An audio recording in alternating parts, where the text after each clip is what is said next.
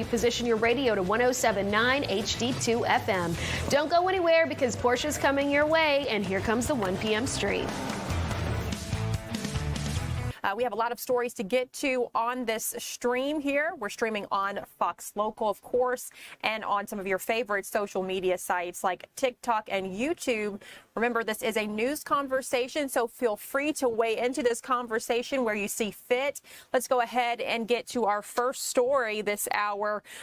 We continue to follow this breaking news story. We actually broke it to you earlier, dealing with Secretary of State Brad Raffensperger. So the all clear has now been given, the airport back open in Macon after a suspicious object was found at the Macon airport where governor candidate Brad Raffensperger was set to make a campaign stop. So Raffensperger is running for governor, like I just mentioned, and he was set to meet with voters at High Note Aviation at the Middle Georgia Regional Airport. Now, before this event, Sheriff's Office K-9s alerted a suspicious object in a venting machine. So they alerted people, alerted authorities on that. And the Sheriff's Office bomb unit was called in to investigate. The airport was then closed while deputies investigated that object. But just minutes ago, the all clear was given. So the airport is back open and no injuries were reported. But we'll continue to follow this story. This reported threat did delay Raffensperger's campaign stop there. But I'm pretty sure that he will get back started and meet with voters, and we'll keep you updated on this story out of Macon.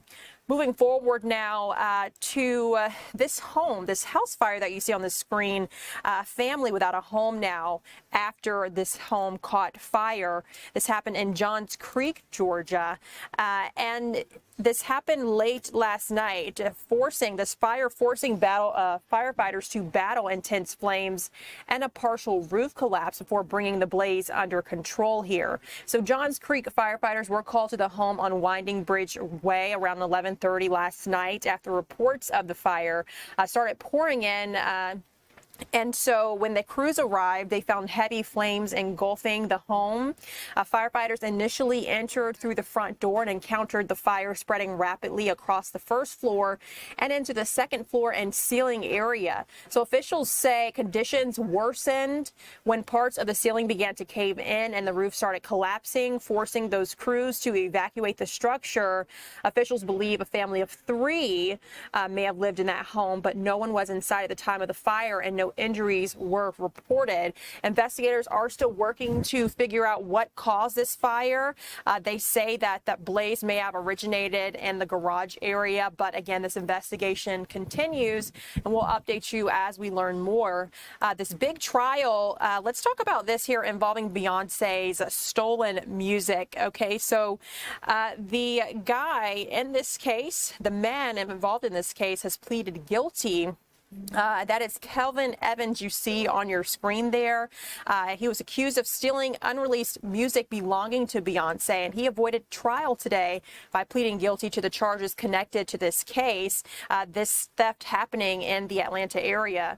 According to prosecutors, Kelvin Evans pleaded guilty in the Fulton County Superior Court to entering auto and criminal trespass. The judge sentenced him to 5 years, with 2 years to be served in prison and the remainder on probation. The judge also ordered Evans to stay away from the location of the theft and the victims involved in this case.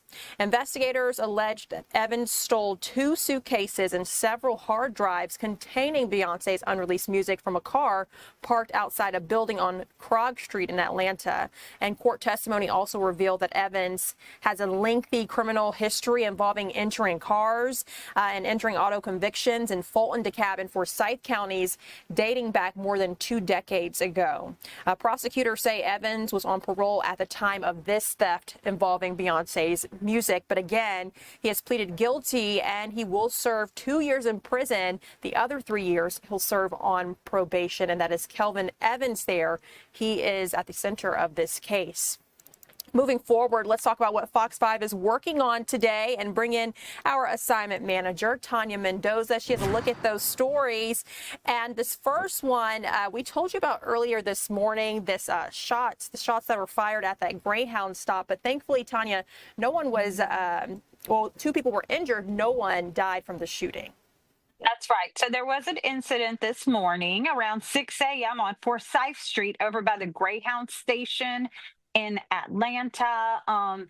The area does have a lot of crime reported. Well, that's not a statistic. That's just what I'm telling you as an assignment manager on the assignment desk. A lot of times we respond to news in that area. So let me just say that. But that happened, and Atlanta police went out there. It was a double shooting. It occurred around 6 a.m. this morning. 2 men were shot. Police have detained 4 individuals for questioning, and our Ray Yadena is out there. He is trying to get more details on this shooting, and we understand there may be some video out there floating around, so we're going to see if we can put in an open records request with the Atlanta Police Department for that video. So that's what he's working on, Jasmine. And Tanya, we do have sound that we did get on the scene earlier today. So let's go ahead witness, and right? yes, with the witness. So let's go ahead and play that sound. Sorry, sir. I'll hold it. Just look right at me. You were saying that you just dropped your wife? my wife off. You dropped your wife off? Yes, sir. Okay. And I heard bam, bam, bam. We just pulled into the station, and we ducked, and we seen like sparks coming that way, and we seen a guy laying down on the corner right there, you know. And so we walked in the station and just, you know. To let everybody know? Yeah. Okay. What was going through your mind when you saw that, man? I mean, well, we knew it was pretty busy out here, you know. It's dark, and we're trying to, you know, head for cover, basically. Yeah. Right. Okay. And once again, you say you pulled in, and tell me what you heard. And we heard bang, bang, bang, like 3 or 4 shots. Sounded like a shotgun, and we seen the sparks, and we kind of made our way into the station, you know, and that was it. Okay. So, but everybody in your party is safe? Yes, sir. Okay. Wow, Jasmine, that is so scary. Imagine starting off your day like that at a bus station, hearing gunshots and dealing with that first thing in the morning. Right, absolutely. He said he was trying to drop off his wife there. So a very scary situation. And he even said that he saw at least one person lying down on the ground. So again, guys, 2 men shot, 4 detained here in the story. Moving forward, Tanya, this is an interesting story out of Coweta County. A man who has confessed to animal cruelty. That's right. A horrific story out of Coweta County. Our reporter Doug Evans brought this up on the morning call that we have every morning where we decide on what stories we're going to cover. So this is what he's looking into right now. In Coweta County, deputies got a complaint of some sort of animal complaint is what it was listed as. And they responded to this complaint at an apartment on Lakeside Way in Noonan. When they got there, they found 1 deceased dog and 2 other dogs living there that were malnourished in the apartment. So they started doing a little more research and interviewed this gentleman by the name of Kyle Michael Overturf. And Doug's going to have more on what he actually told police, but he eventually confessed to having left the dogs without proper food or water. He was charged with 3 counts of aggravated cruelty to animals. So that's what Doug's working on. You see his mugshot right there. We'll have more on that story later. Tanya, thanks for letting us know about this story here. Another big story out of the Metro Atlanta area. The Braves set to honor 2 legends tonight. So I'm curious to know how they're going to honor both Ted Turner and Bobby Cox. So that's right. Tonight before the game, they're going to have a moment of silence for both of them, and they're going to be honoring them before they play I believe the Chicago Cubs tonight. Our Tyler Fingert is working on that story today. He's actually going to expand a little about their legacies and their time, you know, with the Braves and in Atlanta. But he's interviewing a gentleman by the name of Bob Hope, and he's a legendary PR guru who served as Ted Turner's VP and was at Hank Aaron's side during his historic home run chase. So there's a lot going on, but he'll talk to Tyler about Bobby Cox and Ted Turner. We'll have that story later today. We're also expected to get an interview with Terry McGurk, chairman of the Braves. So we'll have that as well as part of that story. And of course, our sports team's going to be out there covering the game. Absolutely. What a wonderful story. I'm looking forward to it and seeing what Tyler gathers on this as Georgia and the nation as well continues to remember both Ted Turner and Bobby Cox. Tanya, thank you so much for joining us to talk about what Fox 5 is working on today. Let's go ahead and talk weather, guys. You're taking a live look outside here. And, you know, I'm looking forward to some warm temperatures. I'm ready for the summer. Our Greg Majeski is here to talk about what you can expect as you head out to lunch. I think you may get your wish this weekend. All right. If you're a fan of summer type weather, I think you'll love the 7-day. But in the meantime, for those who are enjoying the cool weather, got a few more days to enjoy it. So I think a little bit for everybody in this forecast. A little bit for everybody. A little bit of everything. But at least we're getting some sunshine starting to break in those clouds. We are getting some sunshine, but I know we're not getting enough rain still, though. No, and unfortunately, right now for the next 7 days, I do not see anything of any significance coming at us to bring us any more rain, unfortunately. So although I do anticipate the drought index to improve slightly here on this next update on Thursday because of all the heavy rains we had last week, but we're falling back into a dry weather pattern again, and that's just not a good thing, obviously. Not a good thing. Anyway, let's go ahead and take a look at our satellite imagery here as we're looking at, again, the clouds are starting to break a little bit. It was really, but I tell you, the short-term models have been doing an absolutely horrendous job with these overrunning and these weak little systems here because we thought we'd have a lot more sunshine to begin today, but it's being delayed a little bit, but this is going to move on out. You see temperatures here warming up there in Rome and Dalton at 71 degrees because a little more sunshine, and of course we got more clouds in Covington and Griffin. They're down 64, 66. So see how the clouds are kind of keeping the temperature down just a little bit.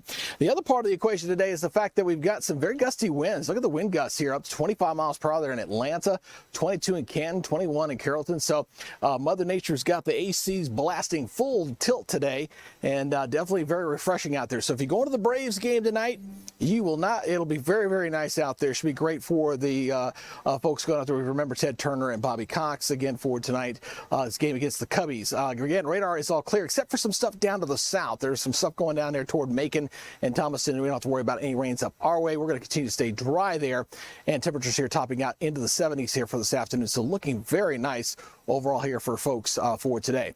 Now, as far as what we're going to see here for the rest of the time period, again, we got that rain down to the south, and we got another cold front that's going to be coming at us, okay? So this is going to be coming at us as we go into Wednesday night and Thursday. Now, we're going to go ahead and break this cloud cover down going into Wednesday. Here, notice the showers, they're coming in late down on Wednesday there on the Barron model here. So slight chance you might see a rain. Most of us are going to stay dry. You're not going to get much here, folks. This is going to go ahead and pull on through. It's going to set up for a very nice Thursday. So Thursday's looking very nice, as well as Friday. Once we get past Friday, and then you get your wish, we're going to start to warm things up here as things will begin to warm up quite rapidly. So today, again, normal highs around 80. We're going to be trying to get to the mid-70s for this afternoon for a lot of folks here for today. Overnight lows tonight, pretty comfortable. 40s up in the mountains, 50s for everybody else. So a nice, comfortable start to the day. Even the morning lows are a little bit below normal. And then as we go into the weekend, here we go. All right. So we're fairly seasonable right through Friday, and then we're spiking up. We're going up there 87 on Saturday, 90 on Sunday, maybe low 90s in early next week. And boy, is it just going to feel very steamy. The overnight lows, you know, are coming up too. So that means a little more humidity in there too. So yeah, so it literally is going to feel like, hey, who turned on summer? Who turned on summer? That's what's going to happen. Maybe I turned on summer. Yeah, you probably did. I've been talking about it for some time now. 90 degrees. You've been talking about it since the winter. I have. I am such a summer girly. I mean, I like sunshine all year round. All I got to tell you is this weekend, I got a funny feeling the pool area, neighborhood pools, and the lakes, they're going to be very busy. Very busy. You got to pay. I know Memorial Day weekend's up till the following weekend, but I think people are going to get an early start. For sure. Absolutely. Greg, thanks so much for joining us to talk weather. Guys, your time is 1:14 when we return. We'll take a look at training happening in the Metro Atlanta area where several agencies are coming together to better protect you. And also it focuses on officer safety. We'll take a look. Good stuff.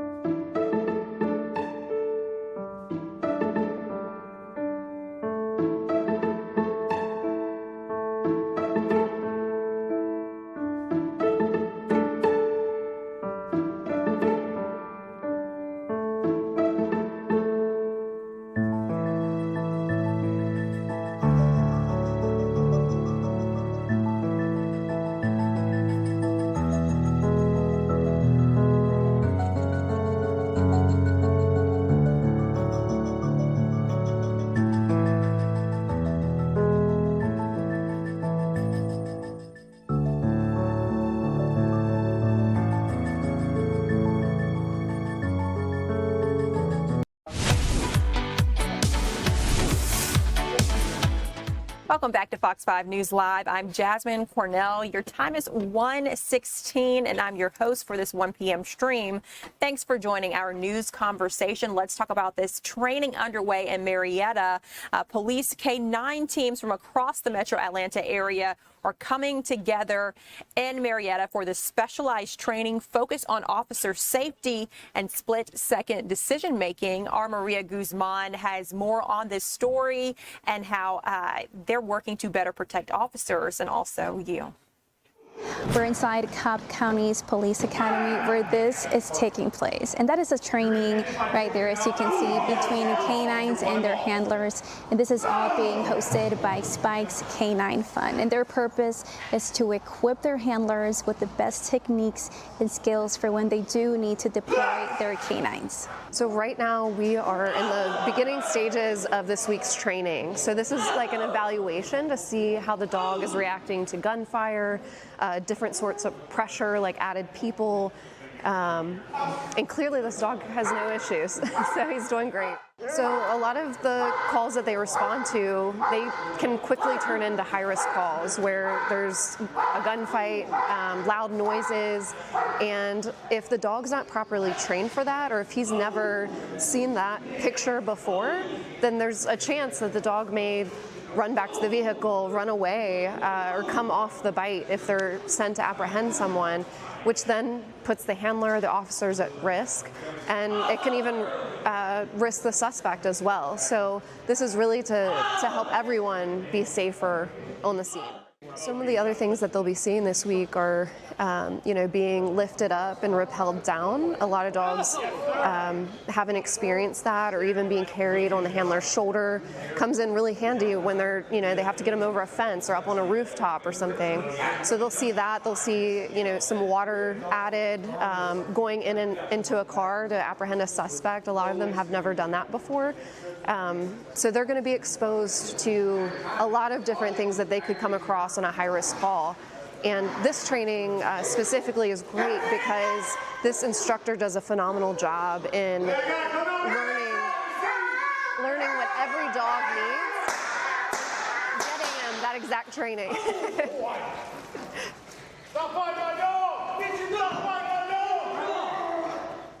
To make our speech spike school as easy as possible for them to access this training, and we coordinate with the instructors on the training days. We bring them lunch so they don't even have to leave the site, and we just want to make sure that they have everything they need to just focus on the training for these 3 days. And I think that's pretty valuable to them because they don't have to worry about coordinating anything. They don't have to worry about cost of anything. We handle all of that for them. If you're a dog lover especially, you probably want to see these dogs protected and safe and come home to their families. But even from a business standpoint, we're protecting these assets that are, taking dangerous drugs off the streets and dangerous criminals off the streets. And so you want to protect that asset, these canines, so that they can continue to do their job and build better, safer communities.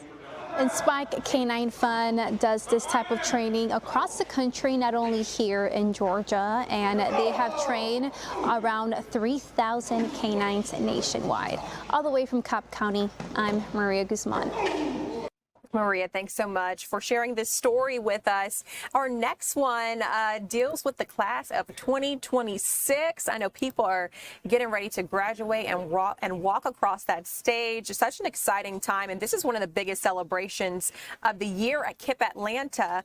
Seniors in the class of 2026 revealing their next chapter in front of thousands of supporters, and our Chris Rosenthal is there and is giving us a live look. Chris, I'm wondering, have you heard from any of the students on what they're doing next?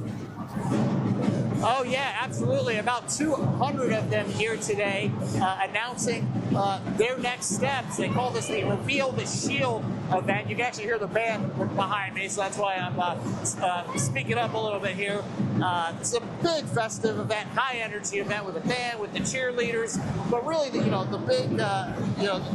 big part of this, of course, is the students revealing what their next steps are. Some of them going off to college, one of them even going to Harvard, some of them going into the military, some of them going even going into the workforce. One of them I heard was going into going to work for the fire department.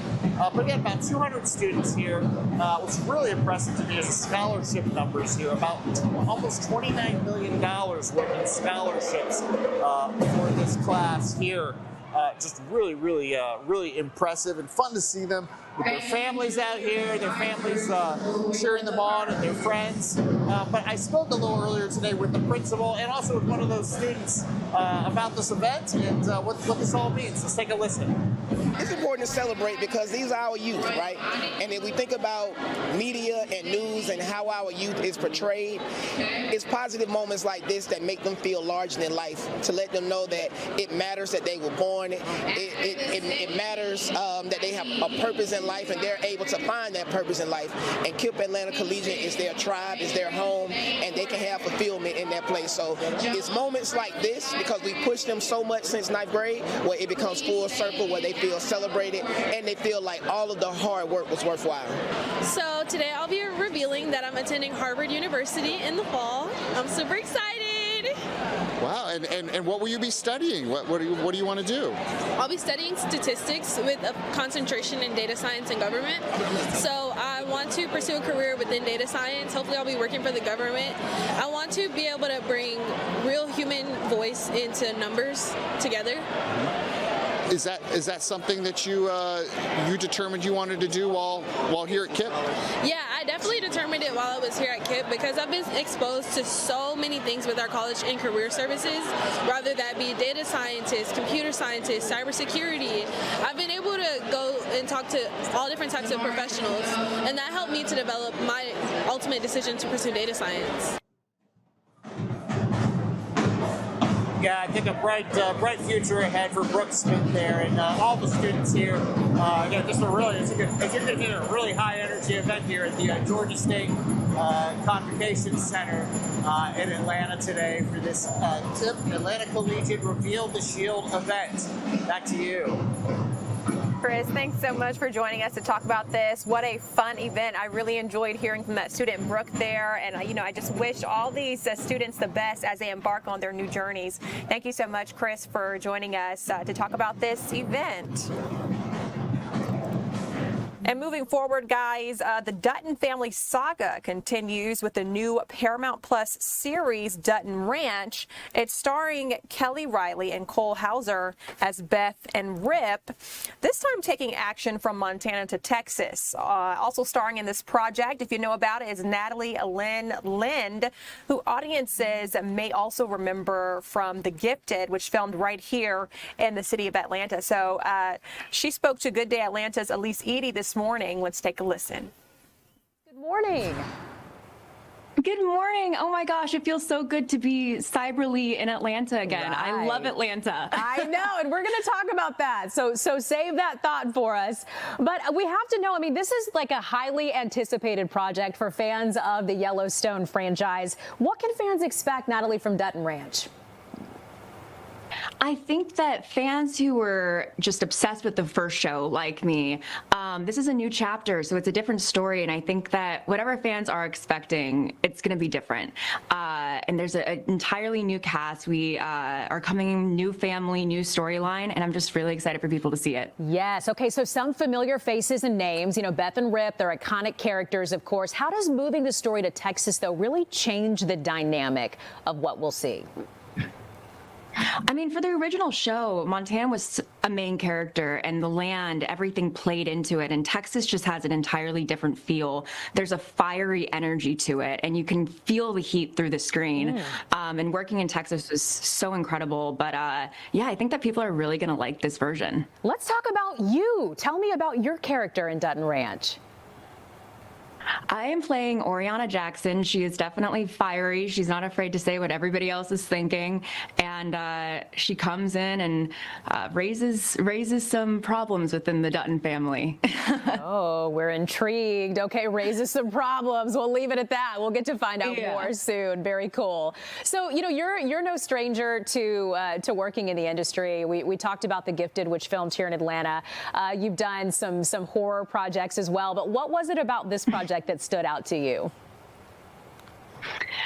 Annette Bening, Ed Harris, Yellowstone. I mean, there were so many elements to it that I just popped off the page. When I received the email about this project, I was so excited, and I was really hoping that it worked out. And when it did, I'm just so grateful. I think that it's such an incredible show, and this, like I said, this cast feels like a family, and they're so talented. So to be a part of it is surreal.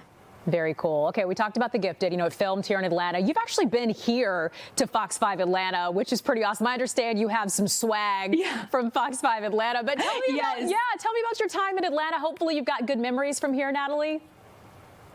I have some of the best memories in Atlanta, and I so often just wish that I could just move there forever. I used to live at Pond City Market. I used to take the Beltline every day. It was such an incredible experience. We had so much fun filming that show, and we still have a group chat with that entire cast that we just text and go, oh my gosh, I just wish that we could go back. Love that. I love Atlanta. Yeah, so is there a type of food from here, or better yet, a restaurant that you miss, or like somewhere that you'd frequent that you got to stop back in next time you're here? I know I put you on the spot, so it's okay. I mean, think of one. There's Barcelona Wine Bar in Inman Park, and I used to live above there. So anytime that I would finish work late, I would go and get the Pimentos chicken. That was my favorite food. That sounds so good. Very, very cool. Okay, let me ask you about the characters.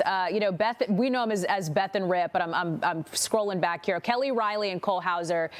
Tell me what it was like working with them. You know, we feel like so many of us, we've gotten to know them in a way over the years just through their characters, Beth and Rip. So how was that? I mean, like I said, I was such a fan of the show, and meeting them in person, they couldn't be more different than their characters. So it's kind of bizarre getting to know them as actual people. Are they really different? If you guys love Beth and Rip, you would love the two of them even more in person. They're just, I mean, they're such talented actors, and they've created these iconic characters that are worldwide now, and they've been doing it for years. And just being able to see where their characters start from the first season of Yellowstone to where they end up, it's so inspiring, and just being on set with them and watching them work, it's a dream come true.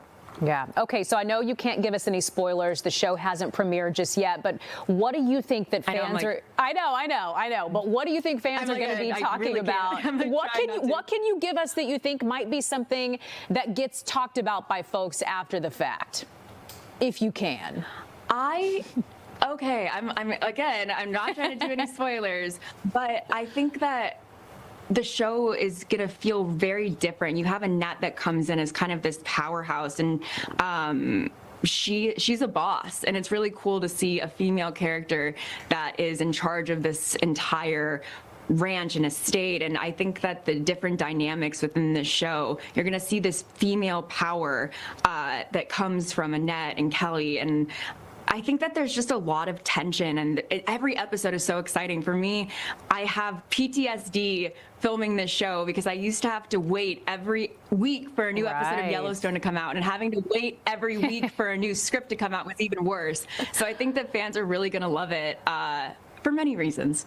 I think you're right. I mean, we've loved all the other ones, so I imagine this is going to be right up our alley as well. Okay, before I let you go, Natalie, your whole name, Natalie Allen Land, and I found something interesting about you. First of all, your family, you know, very much in the biz, but you share a middle name with your sisters, and I think that's really cool and special. So really quickly, tell us about that.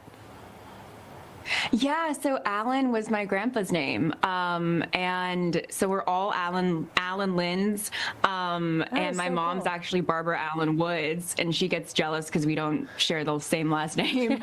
But no, it's really cool. Like we so often, people always get really surprised when they find out that we're sisters because they're doing their own shows and stuff too. So the last name, I'm very proud to have that name, and I'm very proud to share it with my sisters. Very, very cool. Well, thank you for sharing that with us. It's good good to have you in a way back in Atlanta, even if it's just via Zoom. And we're so excited and happy for I need you. to come back. Yeah, please do. We got to Thank get you you back so here. much. For sure. Natalie Allen Lynn. Oh, yes, 100%. I'll be back anytime. Hanging with us today, talking Dutton Ranch. Natalie, thank you so much. And if you want to watch this, if you're excited about this, Dutton Ranch premieres on Paramount Plus this Friday with 2 episodes, and then weekly throughout the series' 9-episode first season. All right. What a wonderful story there and cool opportunity. That was Natalie Allen Lind there. Some great information from Elise and from Natalie on how you can watch this new show. Time is 1:31 when we return. We'll take a look at some of our top stories right here on Fox Local.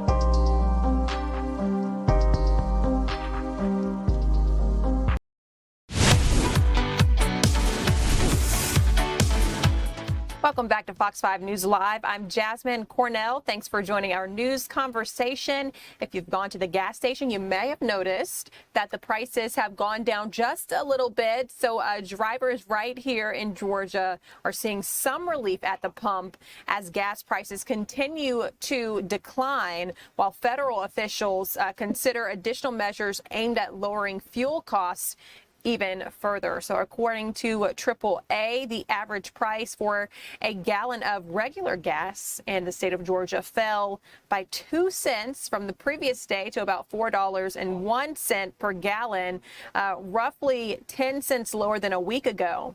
One gas station in DeKalb County was selling regular unleaded for $3.98, so a little under $4 per gallon this morning. The report comes as the Trump administration weighs a temporary suspension of the federal gas tax. Now, the federal tax currently stands at 18.4 cents per gallon for gas and 24 cents per gallon for diesel fuel. Officials say the proposal is intended to help Americans dealing with higher fuel prices following disruptions tied to the Iran war. Now, President Trump says gasoline and oil prices could drop like a rock once the conflict ends. Industry analysts warned that if fuel prices continue climbing and shipping routes remain disrupted, Americans could begin changing summer travel plans. The national average recently reached a record of $5.01 per gallon during the pandemic era spike in June 2022. Now, any suspension of the federal gas tax would require approval by Congress, so that's something to note.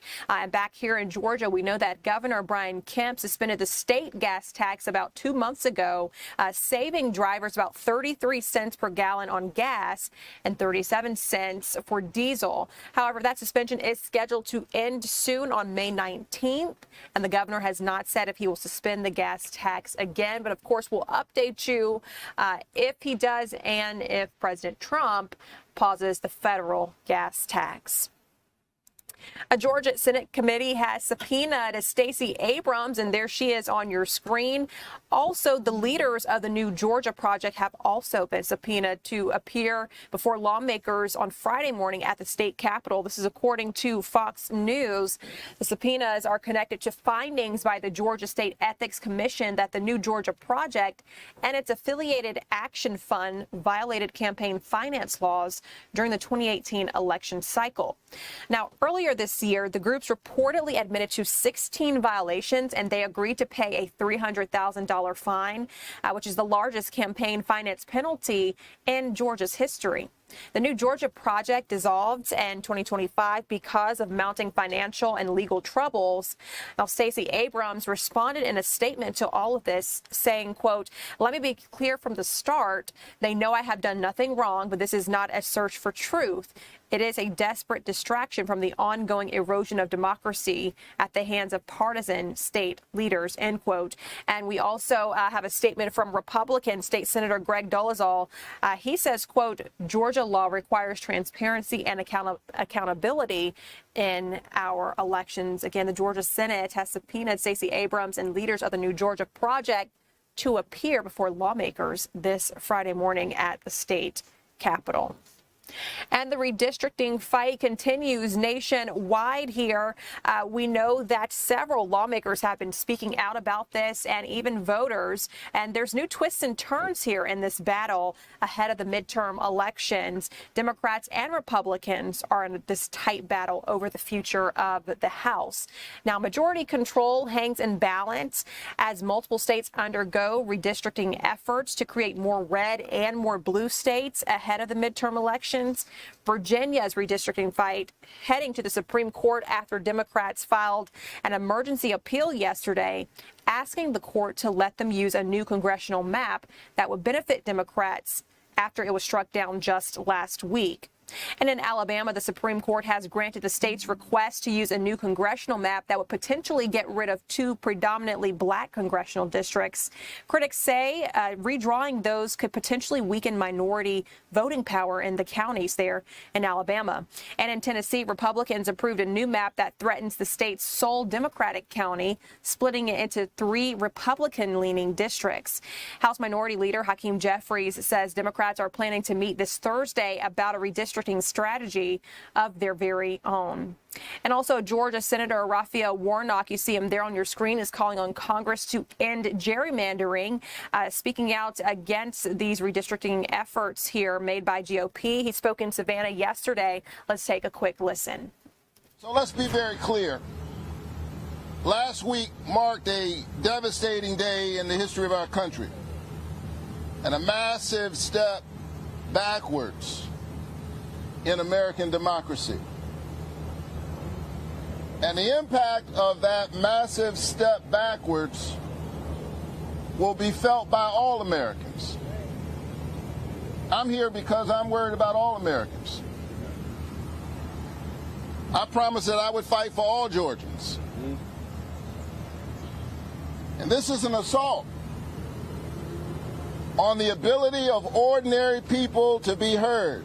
Thanks to the Supreme Court's deeply misguided decision, states are now free to racially gerrymander however they see fit. The court is bringing back so-called race-neutral policies. Let me be really clear. Black and brown voters are being targeted by these gerrymanders. This notion of race neutral is a lie on its face. We have seen so-called race neutral policies before that completely erase the ability of black and brown voters to be heard. Grandfather clauses literacy tests. Tell me how many jelly beans are in a jar. All of those policies were allegedly race neutral. There's nothing new about this. Black and brown voters are being targeted. But women are also being targeted. Because the same folks who cheer this awful decision by the Supreme Court were also trying to pass the so-called SAVE Act. And let me be clear, they're not trying to save America. They certainly are not trying to save the democracy. They're trying to save their power at any cost. And so the SAVE Act said that you got to have your birth certificate in order to register to vote. Most people can't find their birth certificate. Or you got to have a passport. Most Americans don't have a passport.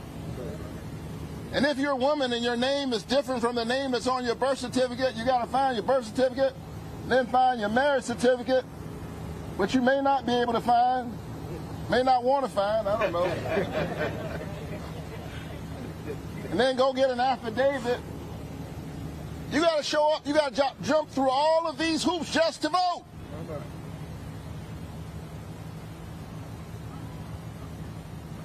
Voting is not a privilege, it's a right. Yes, sir. And I'm tired of people treating it like a privilege. It's a right. It's a right. Again, you just heard from Georgia Senator Raphael Warnock here calling on Congress to end gerrymandering. We're going to continue to follow the redistricting fight across the nation, and we'll keep you updated on what's to come ahead of the midterm elections. For now, let's talk about what's trending on Fox Local and Fox5Atlanta.com and bring in digital content creator Sam Daniel. He has a look at some of these stories that you guys are clicking on the most, and this first one is dealing with Eminem's ex-wife. I don't know much about her, but she's pleaded no contest and was involved in like a very bad situation, hit and run crash. Yeah, so she has been involved in a driving while impaired crash. Like you said, Jasmine, she pleaded no contest. The crash happened in Chesterfield, Michigan, which is just north of Detroit, if you know anything about Michigan. According to police, she was driving a Range Rover back on February 16th while she was impaired, and then she crashed into a Dodge Ram pickup truck that was parked on the street. Police said the pickup truck was pushed 50 feet from where it was parked because of how fast Kim Mathers, who you see on your screen there, Eminem's ex-wife, was driving. She has since pleaded guilty to operating impaired and failure to report an accident, which both of those could be sentenced to up to 90 months in jail, in prison. So she's looking at 180 months in total in prison, but she has not been sentenced yet. Now, this is the second time that Mathers has been involved in a crash. Back in 2015, she crashed into a utility pole at a high rate of speed, according to police. She later called into a radio show in Michigan saying that was a suicide attempt. So Eminem's ex-wife has stayed out of the spotlight except for the 2 times that she has now been involved in crashes. Right, and these times have been not so great times to be in the spotlight. Don't know much about her, but you know, we'll see what happens with this this case here, this current one, where she left the scene of a crash. Moving forward, this is a scary story here. I would think anyone who works for Lyft or Uber would say that this is bizarre. This person, this Lyft driver, says that she actually picked up some suspects unknowingly in a shooting.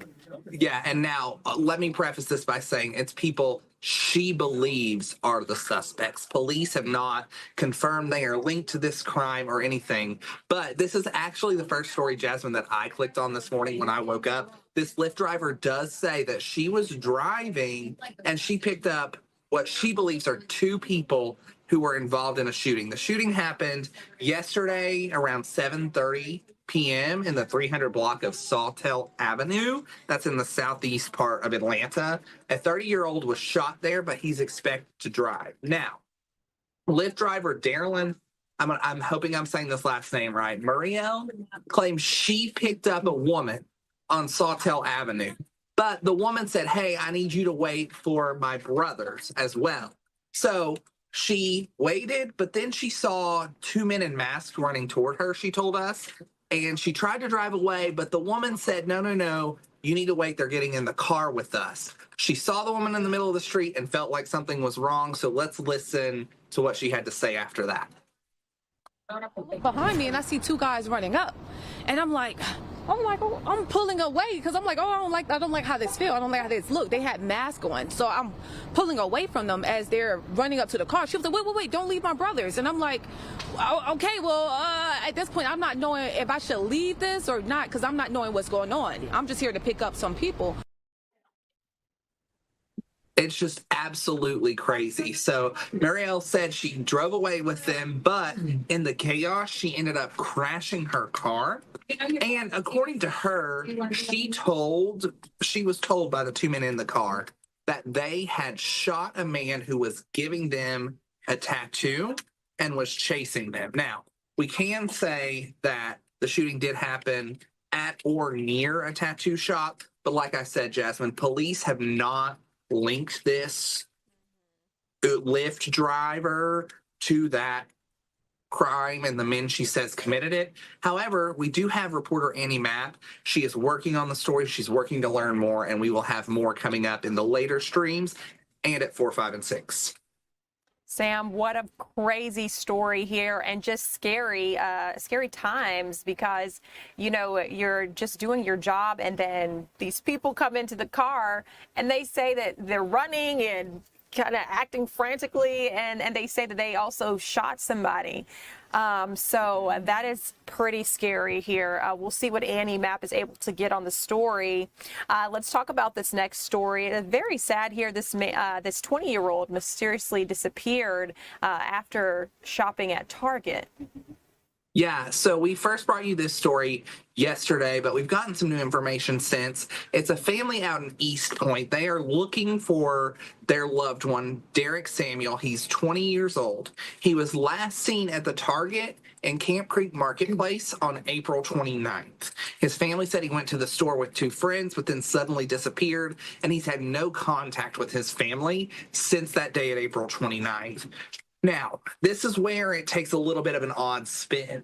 The family says they started seeing detailed social media posts suggesting that Samuel was dead. Relatives told us that they saw posts reading "Long Live Reek," his nickname, and heard rumors that someone had shot him. So the family has come out and said that the East Point police aren't really working with them and they've not received a lot of updates. But today, we got an update from the East Point Police Department. They say they've been reaching out to multiple different law enforcement agencies, including medical examiners' offices, and that so far there's been no sign of Samuel either in other jurisdictions or at the medical examiner's office. So they're saying right now they have no proof that he is dead. They also said detectives reviewed surveillance video from the Target in Camp Creek Marketplace, and they saw Samuel walk away from the Target by himself. He was walking towards North Commerce Drive and Red Wine Road, if you know that area. They say didn't appear distressed and that he had a cell phone on him, but his cell phone was turned off after he left the Target on the 29th. Wow, such a scary story, and hopefully we hear good news come out of this, but it is just very mysterious that, you know, his family just hasn't heard from him since that Wednesday, which was about 2 weeks ago. You know, it'll be 2 weeks tomorrow, and they're seeing messages on social media saying that he has died. So that is such a sad story here, and hopefully we can get some good news out of it. Sam, thanks so much for joining us to talk about what's trending on Fox Local and fox5atlanta.com. Time is 1:50. When we return, we'll check in with our Eli Jordan, and he has a look at a very interesting story where students have created this documentary that's now streaming on Roku.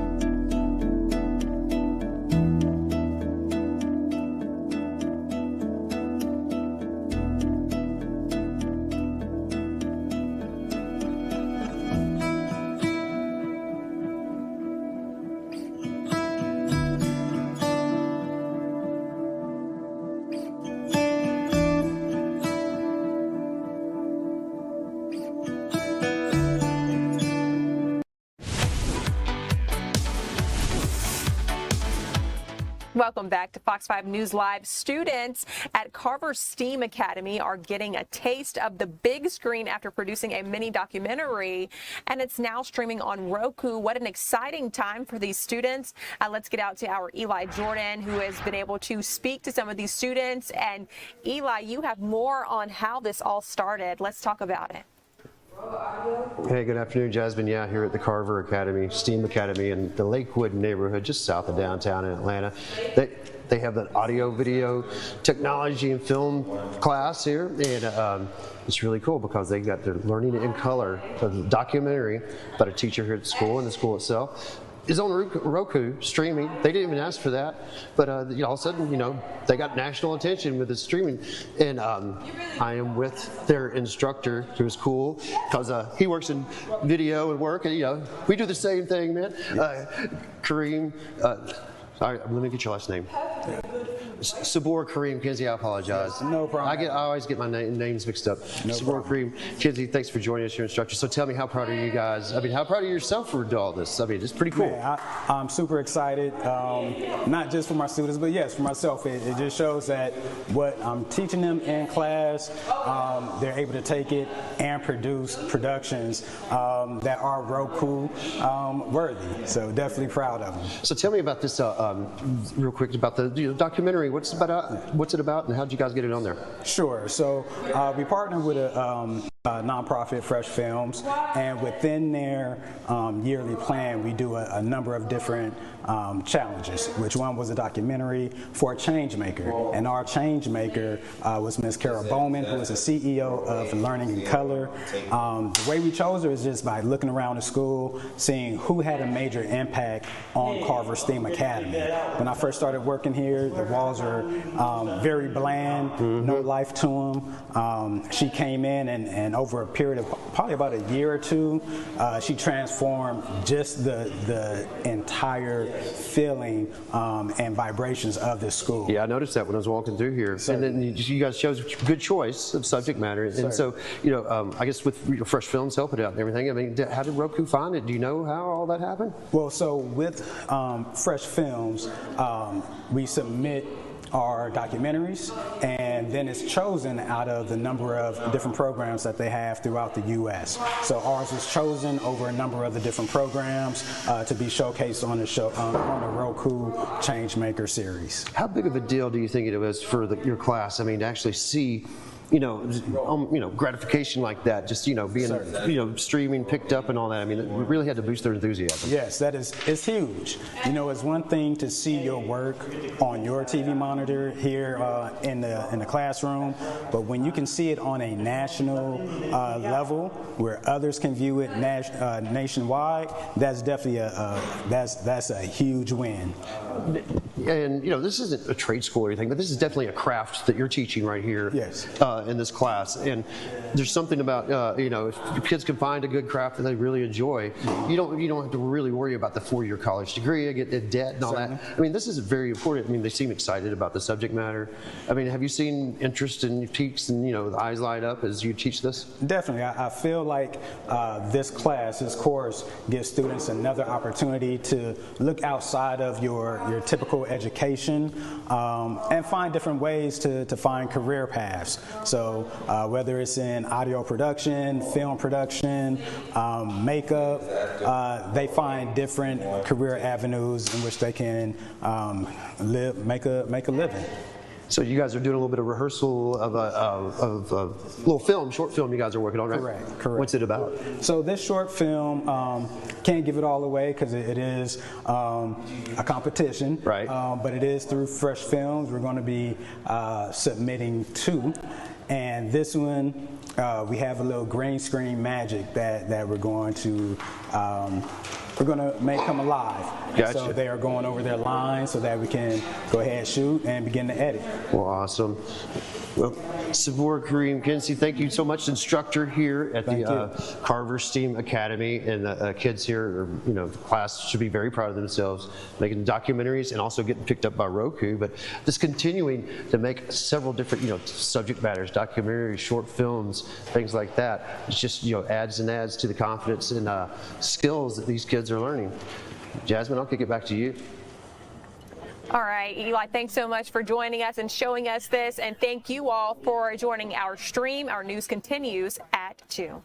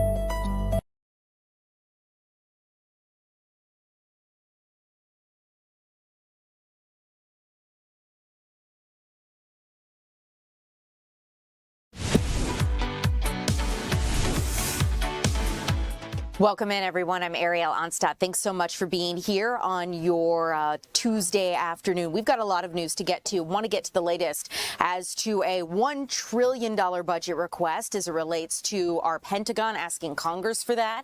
Also want to talk about some local stories here at home. Of course, I'll get you the latest on the hantavirus.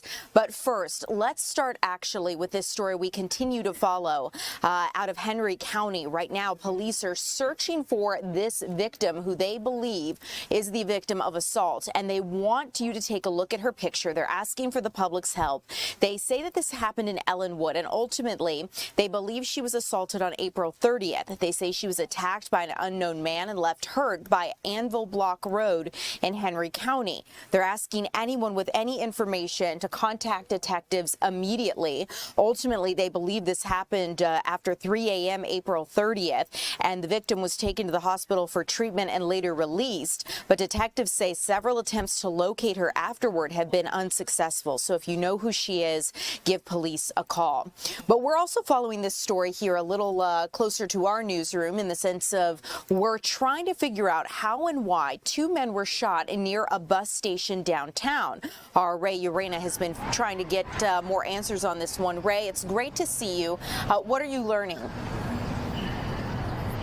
As of right now, Ariel, police have not released many details on what has led up to this shooting that happened early this morning, right over my left shoulder here near the Greyhound bus stop and Marta's Garnett station in downtown Atlanta. But here's what we do know. We do know that 2 men were shot at about 6 o'clock this morning, and in total, police tell us that 4 people have been detained as a result of this. 4 men, I should say, have been detained in relation to this shooting. That includes the 2 men who were shot. Atlanta police tell us that they are considered to be stable in the hospital and that they were alert, conscious, and breathing at the time that they were taken by ambulance to the hospital. There were a number of people out here when that shooting occurred, including Paul Crump, who was simply just trying to drop off his wife at the bus station this morning. Here's what he had to say about what he saw and what he heard. Bam. We just pulled into the station and we ducked and we seen like sparks coming that way, and we seen a guy laying down on the corner right there. Of course, and we have heard. There's pending charges that are in this case from Atlanta police, but they have not released the suspects' names or what those charges may be in relation to this case. We're still trying to learn more from investigators about what happened and what are some of these charges that they may face, and those are questions we are trying to answer today ahead of shows at 4, 5, and 6 o'clock today. Ariel. Ray, curious situation. 2 men are shot and then police detain 4 men, including the 2 who were originally shot, trying to figure out how all of this unfolded ultimately. I know you're trying to get more information for us. We'll see you again later this evening. So thank you so much, Ray, for joining us live and updating us on this case. As we continue here at 2 o'clock, this is pretty wild, from bad to worse for this guy. He was driving along in a U-Haul, police say, and ultimately this became a high-speed pursuit involving a rental truck. Police say that a 37-year-old man led Lithonia law enforcement on a high-speed chase through Paulding County. Take a look at this video. Ultimately, that man thought that an officer in Marietta was trying to pull him over, but he wasn't the intended traffic stop. So Paulding County deputies actually arrested this man after this dangerous U-Haul chase. When the chase finally came to an end, the investigators searched the truck and found illegal drugs. You can see it toppling over there. It began in Marietta when 37-year-old Damian Jones saw a police officer turn on blue lights to pull over a different vehicle.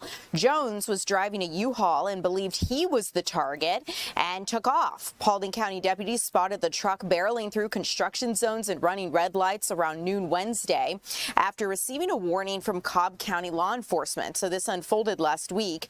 Dash camera video that you're watching shows how dangerous this was before that U-Haul truck ultimately flipped. Officers performed a quote, textbook perfect pit maneuver near Johns Road to get that truck to come to a stop. So we'll continue to keep you updated as this progresses forward. It is interesting to note that no one else was seriously injured or killed, given this was a high-speed chase involving that truck.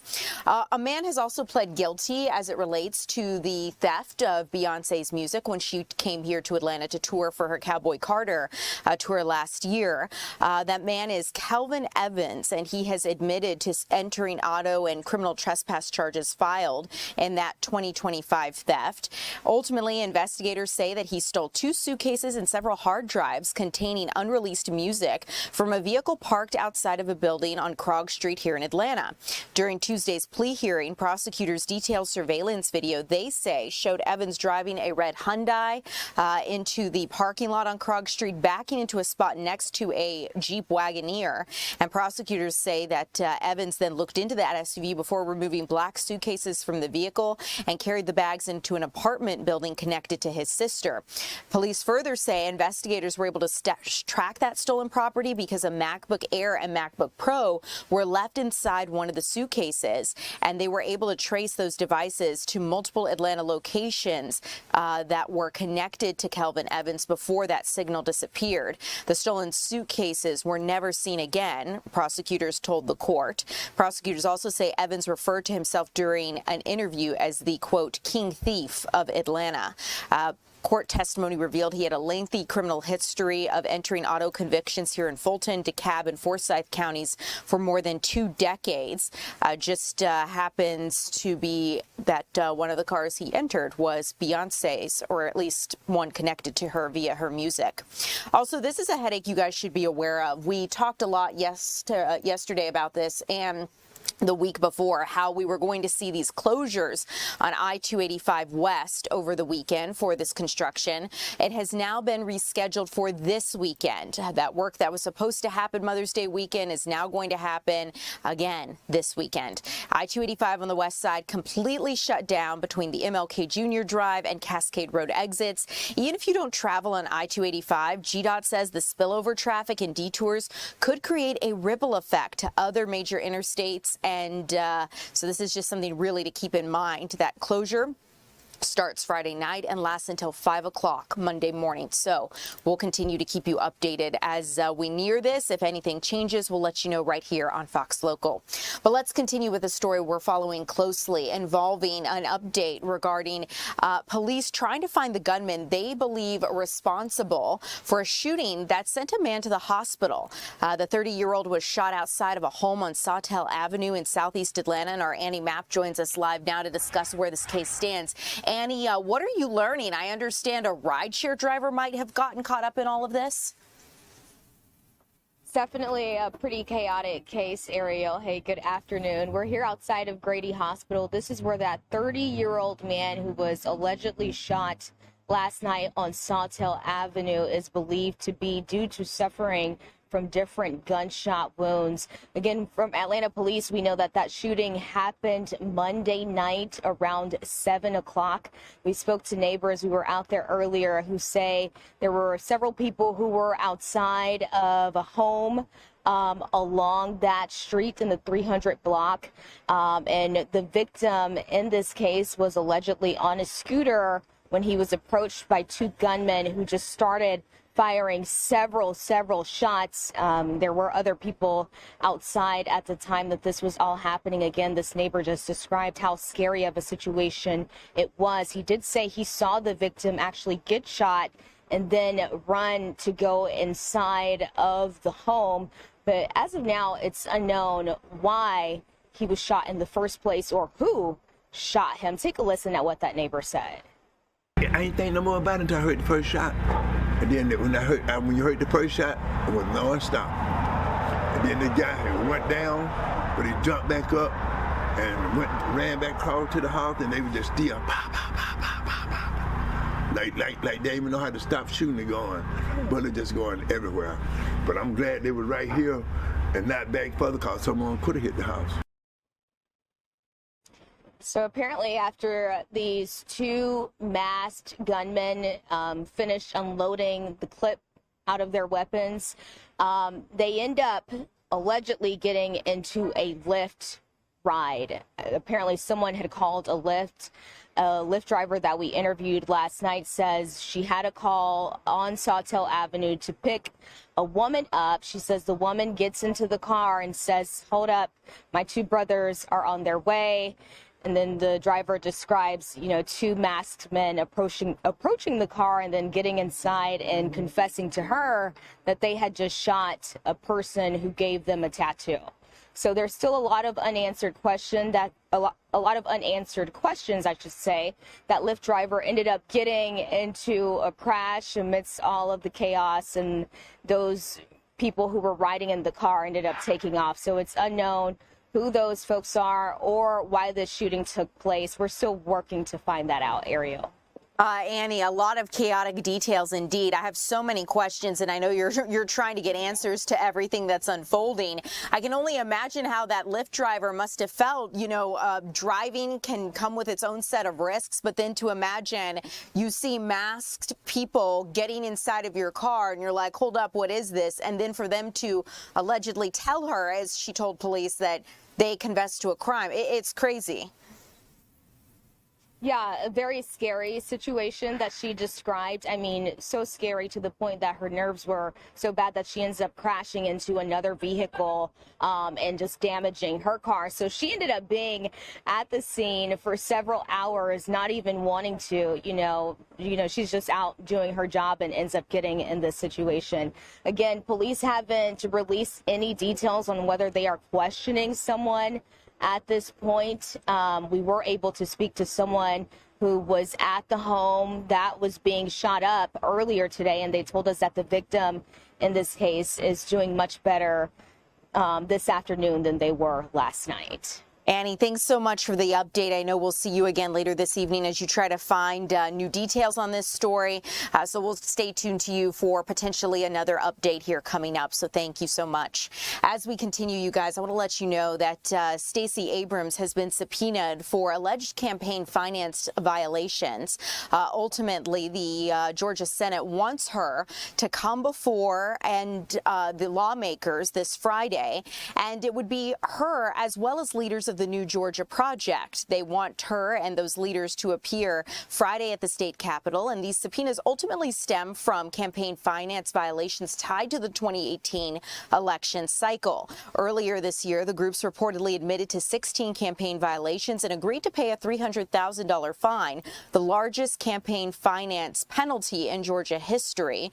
The New Georgia Project dissolved in 2025 because of mounting financial and legal troubles, but this is something we'll continue to keep you updated on as we are now seeing movement with this subpoena. I also want to let you know where we stand with the hantavirus update, because we know that 2 people are working to recover here at Emory University in partnership with the CDC. They are quarantining there and receiving care. Ultimately, nearly a dozen people who were on board that Dutch-based cruise ship have tested positive for the hantavirus, including one American. Another American passenger remains symptomatic and is being monitored right here in Atlanta. As the cruise ship at the center of this outbreak is headed back to the Netherlands to be disinfected today, Spanish officials have announced that another passenger has tested positive. One thing to keep in mind is that 87 passengers and 35 crew members were all on board that ship. They all disembarked Monday night. 18 of those people were Americans. Hantavirus is usually transmitted by rodents, but this strain may have been passed person to person on the ship. It's tricky to trace because there is a 42-day incubation period for the hantavirus. Americans have been taken to health facilities in Nebraska and again here in Georgia, like I mentioned, and they're really facing a lengthy quarantining period, especially if they're showing symptoms because of how long the latency for this virus is. Now, President Trump appears confident in the United States response. Democrats say after COVID, the U.S. needs to invest more in public health preparedness, saying that a lot of lessons that happened during COVID still have not been fully learned or realized. The CDC could let passengers without symptoms quarantine at home starting as early as Thursday. So this is going to be something that we closely monitor for you. If you have questions about any of the stories we're covering, feel free to ask in our YouTube, TikTok chats, and I'll try to get to them. But as we continue, I want to let you know what unfolded in Palm Beach, Florida today. Survivors and witnesses involved with Jeffrey Epstein are testifying in front of the Democrats from the House Oversight Committee. The Democrats on that committee and Republicans have been continuing their investigation into the handling of Jeffrey Epstein's case. Survivors and their families continue to demand answers over why some names in the Epstein documents are still redacted. Victims' names, however, some of them have been made visible, and accountability from the government, it was one of their biggest asks. Take a listen. The federal government owes us explanations, accountability for injuries caused, and a promise of systemic change when crimes against children are reported. Accountability should start with the government's acknowledgement and responsibility for their repeated failures to act in response to my 1996 report. The government needs to take responsibility for endangering and injuring girls and young women. The government needs to start telling the truth, face my lawsuit, and be held to account to me and to all others who have been harmed. Had the FBI done their job, 30 years of child sex abuse and trauma could have been avoided. And with that, I'd like to share Virginia's own words from her sworn deposition dated May 3rd, 2016. They trafficked me to many people. Okay, please name a person that Ghislaine Maxwell directed you to have sex with. Prince Andrew. Okay, who else? As a whole, they both trafficked me to many people. Okay, so can you please tell me when Ghislaine Maxwell asked you to have sex with another person? Glenn Dubin. Redacted is another one. Ghislaine Maxwell asked you to have sex with Redacted? And Glenn Dubin and Steve Kaufman were, like I said, the first people I was sent to after my training. And where does Alan Dershowitz fit into this group of people? Same. I can't tell you piece by piece by piece who. I know Glenn Dubin was first. Okay. And I know Stephen Kaufman was one of the first that I was sent to. Alan Dershowitz could have been between Glenn and Stephen. This is only a small sample of the thousands of stories that still remain untold. But the question today is no longer whether names exist. The question is, what will Congress and the Department of Justice do about it? Even if only a handful of names are publicly known, will there finally be investigations and accountability? Now, some Democratic lawmakers say there was a historic failure that allowed Epstein's abuse to continue for years, and they're trying to figure out what that is. Keep in mind, former Attorney General Pam Bondi is set to testify this month, and next month we are set to hear testimony from Bill Gates, founder of Microsoft. As we continue here, I want to let you know a little bit more about President Trump's historic visit to China. Just a few minutes ago, right before I came on with you guys here at 2 o'clock, the president departed for China, but he is set to be joined in the country with 16 other chief executives. The White House released a list yesterday saying that business leaders who are joining the president in Beijing this week include a lot of different CEOs and other top executives of American companies. The list includes leaders like Tim Cook and notably Elon Musk, signaling the former top advisor has restored his relationship with the president after his departure from the Trump administration last May. Business leaders are some of the high-profile figures that are set to go on that trip. The president is going to be holding leaders with China's leader, President Xi Jinping, and they're set to discuss a creation of a board of investment and a board of trade with China. What that looks like, we will keep you updated as that visit progresses. In the meantime, I want to let you know that the nation's top military leaders are back on Capitol Hill today, defending their historic budget request. $1.5 trillion is what they would like.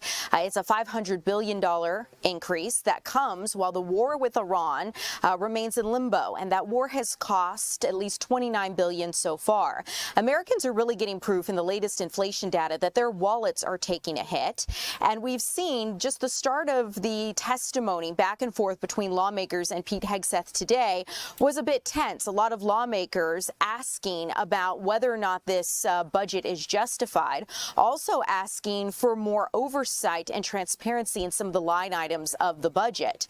This is a 44% increase from last year in terms of the budget asks. Key costs include over $54 billion in drones, over $17 billion for a Golden Dome missile defense system, $65 billion for new battleships, and a 7% pay increase for lower enlisted troops. Not included are operational costs for the war in Iran, replenishing munitions, replacing aircraft, and repairing U.S. bases. The war is also driving up costs for everyday Americans. Inflation is up 3.5%, a little more than that from last April, the highest rate in nearly 3 years, with Americans really feeling it most at the pump.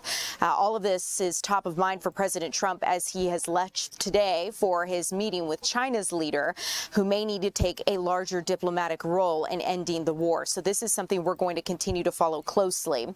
Really quickly here, I want to get you an update as to where we stand with the funding for the Department of Homeland Security, because we talked about how there's this historic ask for funding for the Department of War, for the Pentagon, for their next budget. But at the same time, the Department of Homeland Security soon going to lapse in funding for immigrations agencies, and a growing number of Republicans say they're not going to support this $70 billion reconciliation bill that would fund ICE and Customs and Border Patrol, because they believe that the cost that has been tacked on for the president's ballroom goes too far.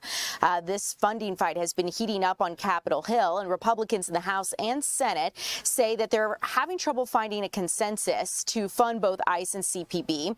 Republican leadership have attached $1 billion in funding for the White House ballroom, and that's too much for some rank-and-file members who say the ballroom should still be privately funded, and taxpayers should not be stepping in now to fund that gap. GOP leaders have supported the funding, saying that it should go to security, not construction. They have continued to say they want Democrats to help fund these immigration agencies, but this is something we're going to continue to keep you updated on as time is running out, with the president saying he wants the bill to fund the full of Department of Homeland Security on his desk by next month. So we'll keep you updated there. As we continue here, really quick, guys, we are going to check in with our Greg Majeski on your weather forecast. Feels like a lovely spring day outside. What is to come? We're going to talk about it.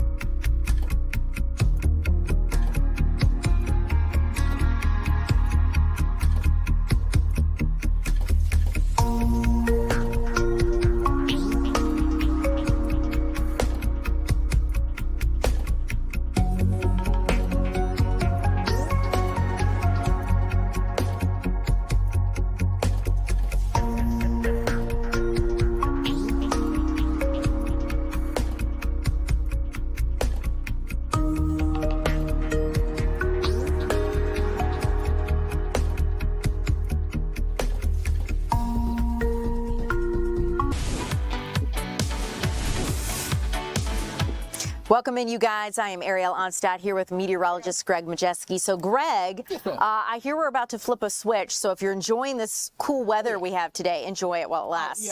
Georgia's got a mind of its own sometimes. You'll sit there and go, oh, it's nice to come, well, you know what? I'm going to make it summer. Yes, indeed. It's literally going to be like that. You're going to go one day where it's like, this is great. Next day you're going, hey, where'd the seat come from? Yes. That's basically what we got coming at us. So, but today is so nice. We're finally getting the clouds. It's been really slow.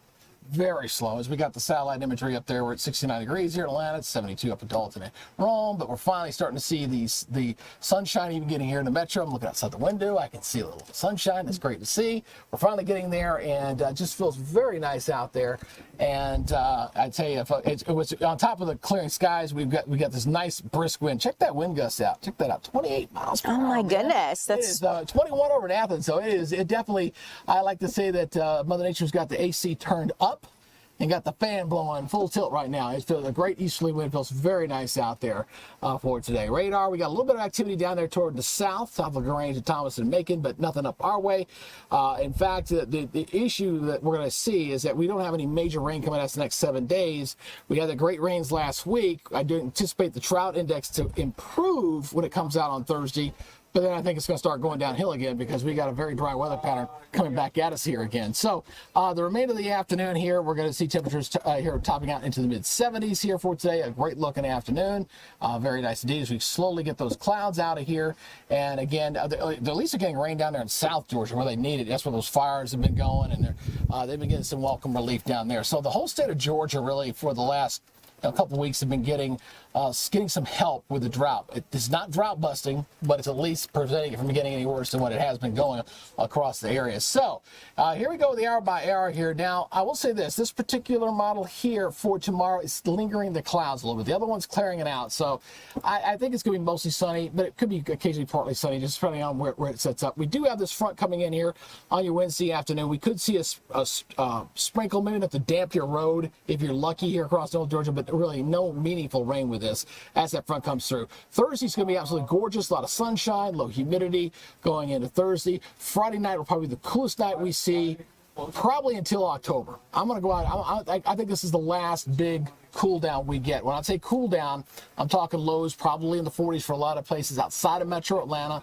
lower 50s in Atlanta here going into Friday morning. But after that, get ready to turn the switch on as we go look back here and we get the summer-like temperatures coming at us here for the weekend. So enjoy, again, these highs topping out this afternoon into the 70s with the low humidity. Nice little breeze is keeping out. Looking very nice. Overnight lows tonight. Be comfortable 50s and 40s up in the mountains. Again, feeling very nice. A little bit below average for both the highs and the lows. And then as we go in for the next 7 days, again, this is where, again, we're seasonal right through Friday. Okay. Friday morning, we're down in the low 50s in metro Atlanta. We'll probably have some 40s in the suburbs. And then we're popping right up into the 90s going into Sunday and Monday of next week. And I was just looking ahead at the model that is just coming in for all of next week. It's popping 90 almost every day next week. So, wow. So it literally looks like here's summer came. Nice, cool, and then all of a sudden, yes, you're done. You're done. We're done. We're back to summertime. Well, Greg, thanks for keeping us updated. I know we'll see you again at 3, but the way I want to leave this desk and just enjoy today while I can. Absolutely. Because lovely weather. Enjoy it while it lasts. All right, you guys, let's move on to this story. Pretty crazy here because a mayor in Southern California has pled guilty to being an agent of China. Eileen Wang did not answer a reporter's question Monday as they tried to ask her questions outside of her home. But Wong was actually elected to the Arcadia City Council in 2022 there in California. The mayor is selected from the 5-person council on a rotating basis. And the Department of Justice says that she acted as an agent for China. Take a listen. Essentially, it means she worked in the United States for another government, for its officials. And so she executed directives. She did what they told her to do. And in her plea agreement, which is filed on the docket, we have a few examples of that, where she is disseminating propaganda on behalf of PRC officials. And she'll do it very quickly. They'll say, thank you, that was so fast. She'll say, they'll give her praise for how well she's doing, and she'll say, thank you, leader. She'll ask someone else to do the same thing and say, this is what the Ministry of Foreign Affairs wants to send, meaning the Chinese Ministry of Foreign Affairs. So it's obviously very disturbing for a mayor of a major city in the United States to have had this relationship with the Chinese government and to have not disclosed that to the voters and to the constituents. Well, ultimately, the Justice Department says she's resigning from office, and because she's pled guilty to these charges, she faces up to 10 years in prison when she is sentenced. So we'll continue to keep you updated on that. I want to switch gears here for a second from the standpoint that some of you are asking questions about the Disney cruise bus that happened. I don't have video on this, but I'll take the time to talk to you guys about it because you're asking. Ultimately, an investigation found that 27 cruise ship workers, including from Disney, engaged with child pornography. Now, Customs and Border Patrol is the one who led this investigation, and they say that some of these workers were from the Disney Cruise Line, and those workers were ultimately deported. The discovery was made last month after CPB officers boarded 8 cruise ships from April 23rd to 27th as part of an ongoing child sexual exploitation material investigation. And they found that crew members interviewed, the ones that were involved, 27 of the 28 were either involved in the receipt, possession, transportation, distribution, or viewing of this illicit material. Their visas were canceled. They were deported to their home countries. 26 of the crew members were from the Philippines, and 1 was from Portugal and another from Indonesia. Now, the agency said it would not release their names. Customs and Border Protection is still, or Customs and Border Patrol is still investigating this. But I wanted to let you know that that is what we are following. We've reported this story before, but if you're just joining us now on our live stream, wanted to answer your questions as to where that stands.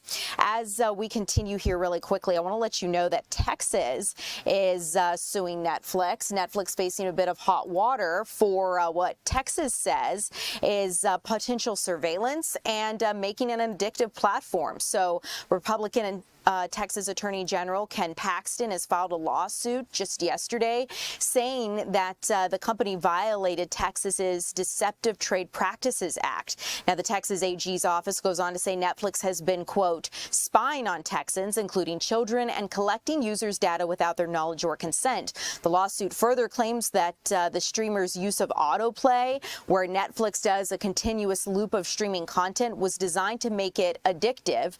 There's no response from Netflix that's been made public at this time, but as soon as we get that, we would let you know. As we continue along here, you guys, we are going to bring you a little closer to home. Coming up next, we're going to check in with our Kevin Stewart as to how a significant scholarship has really affected the lives of Georgia's students and how educators are weighing in on this straight ahead.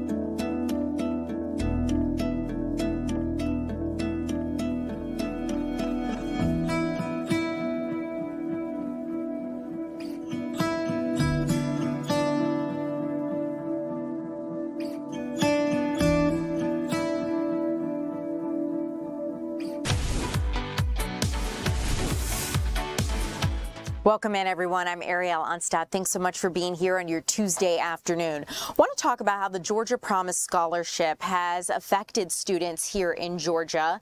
Our Kevin Stewart is working to get answers from students and educators. Kevin, it's great to see you. How has this scholarship helped Georgia students? Well, according to the state and some educators here, for example, Go Christian Academy here in Douglas County, I say it's worked out pretty well. Been some hiccups, but overall has gone pretty well. The state provided us with some numbers, and it's interesting. You know, more than 7,600 students have taken part of the scholarship, and so that can be used. $6,500 can be used for tuition, can be used for homeschooling, can be used for things like educational services like tutoring. The majority of the money has been used for tuition. 71% of the people who use this are using this to pay for tuition, which in some cases covers just a small portion, but this school, say it covers almost the majority, particularly for kindergartners. It covers all of the tuition there. We had a chance to talk to the teachers union about this as well, so I want you to listen to 3 stakeholders in this. Take a listen. We were so encouraged by the demand for year one, brand new school choice program. As you said, about 7,600 students participated, and so we're excited to build on that success for year two. Almost 20,000 applications we received in year one, and so the demand is strong, and excited to serve more families in year two. We want to be open to our community, and if parents want their children to have a private Christian education, Georgia Promise has allowed some families to have that at our school that would not have been able to afford it. The only thing that needs to be tweaked is just really good communication between the scholarship program and the parents. The parents, once they get accepted, being able to have good communication in terms of make sure that they're good, they've got everything they need, they know how to get the money to the school. I think that's the one thing that still needs a little improving based on what I'm hearing from my parents. I get good communication with Georgia Promise. They respond to me very well with my questions from a school standpoint. Sometimes the parents get a little frustrated. The question is, where are these lower income students going for $6,500? Because if you're going to go to a Woodward Academy or Padilla and other schools, you're going to pay a whole lot more than $6,500, and they're having to raise tuition at particular times also. There are other problems with the Georgia Promise Scholarship, transportation, and other costs that go along with schooling kids. So we've noticed that Georgia Promise Scholarship, great marketing term. Those terms are used mostly in, and I hate to be political, but in red states that are pushing a form of segregation. I call it neo-segregation. And it's by class and it's by color. Now, when you take a look at the racial dynamics here, take a look at those numbers of the families that are using this scholarship. Just over 40% are black, 39% are white, and 4% are Hispanic. So the concern from the teachers union is they believe that number is going to change, where you're going to see more white families using this. Of course, the families that are eligible to use this, your child has to be going to school in a underperforming school district. Of course, this is something that we're going to continue to follow. I can tell you that, for instance, that the state is actually putting together a committee of parents to assess this whole program, and we'll have a full report coming up in December. Okay, Kevin, this is interesting. I'd be very curious to understand how that full report's going to figure out maybe some of what parents and educators are already noticing about the Georgia Promise Scholarship. For those who are unfamiliar or maybe just joining our live stream and they say, oh, how could I take advantage of this as a home educator or as a teacher at a school? How would this program work if they're just joining us? Yeah, you can just, that's one of the issues that they also want to talk about, the Georgia Promise Scholarship. You can just Google that and you'll come up with it, and it kind of explains the whole process. The head of school here says that a lot of parents did struggle with that, and he believes that as more people learn about it, that they're going to participate more fully. In fact, the state believes, particularly when you talk about the educational services like tutoring, speech therapy, things like that, which seem to be underutilized. He believes the more people learn about that, they'll be using the money for that, not just, say, for tuition at schools. Kevin, thanks so much for joining us live, breaking down the issue. It's a complex one, but one with a lot of layers, and I know you'll keep us updated as this continues forward. So, Kevin, thanks so much. We'll see you again later this evening. But as we continue here at 2 o'clock, you guys, speaking of education here in our state, I want to let you know that a bunch of kids are revealing their next plans after their high school education. Our Chris Rosenthal joins us live from KIP Reveal the Shields event, or I should say the KIP Reveal the Shield event, Chris. And it reminds me of like the Harry Potter sorting hat, but instead this is a shield that's going to show them where they're going, how they're revealing it.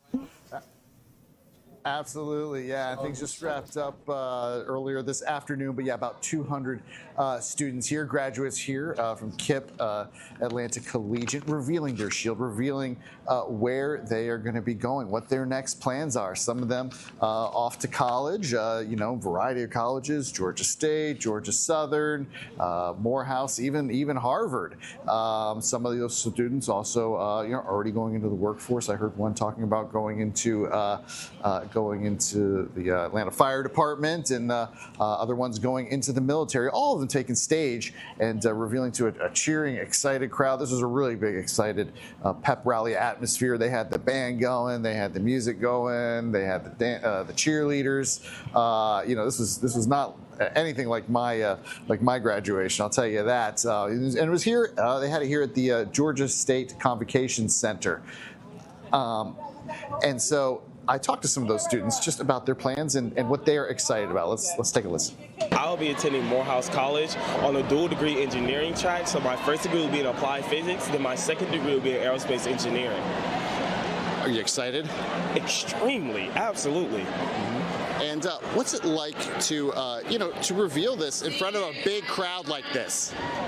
Revealing this is such a big crowd is really a monumental moment for me, especially because of the fact that I've been with KIP since kindergarten. So 13 long years now coming to an end. It really means so much to have them by my side every day.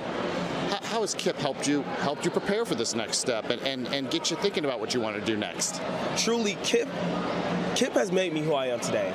So overall, when it's just think about what KIP has done for me, just the educators always pouring in and helping students on a day-to-day basis, how much they have helped me when making my decisions, how they have helped me pick my school, as actually a lot of my educators came from Morehouse. So that was one of my biggest reasons why, because I saw the way that they carried themselves and the character that they upheld, and I learned that they got it from Morehouse. So that was one of my biggest reasons why.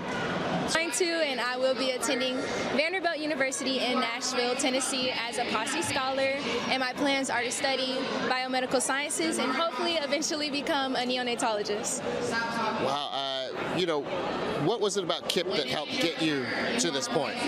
KIP has been literally like one of my biggest supports throughout this entire process. We have an amazing career-ready or collegiate-ready center called KIP Forward, and they have definitely been a big part of college applications. Most of the all of the big scholarships that I received, the Posse Scholarship, the Ron Brown Scholarship, the Greenhouse Scholarship, the KIP Forward program has definitely exposed me to those opportunities and organizations, and so they got me there, they got me to college debt-free, and so I'm super grateful and thankful for KIP Forward and my KIP Atlanta Collegiate community. Yeah, that was the salutatory, and she was talking about scholarships, almost $29 million of scholarships for these students here. So just a really excited atmosphere, and we wish them the best of luck going forward. Yeah, Chris, this is incredible. I love their enthusiasm, their zest. They're just at the cusp of life, beginning some really exciting things. So wonderful that they had this opportunity and got this support. You can tell it's really helping propel them forward. So, Chris Rosenthal, thank you so much. I know we'll see you again here upcoming at 3, but I'll let you get back to it as we continue here in the 2 o'clock hour. You guys, straight ahead, we're going to be checking in with our Maria Guzman about a financial literacy event supported by 21 Savages Foundation. That's coming up.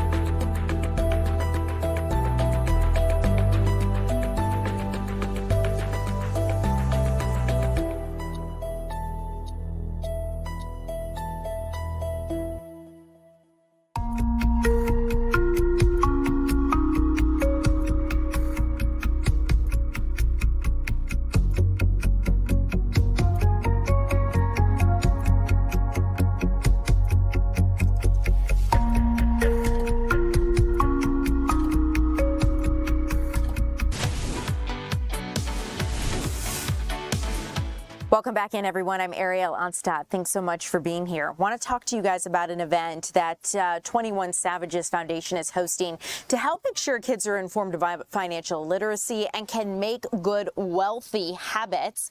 Our Maria Guzman joins us live. And Maria, tell us a little bit more about how this event unfolded and how students can get involved. Hey, Ariel. Yes, well, this partnership with 21 Savage and DeKalb Schools District has been in the works and happening for 8 years.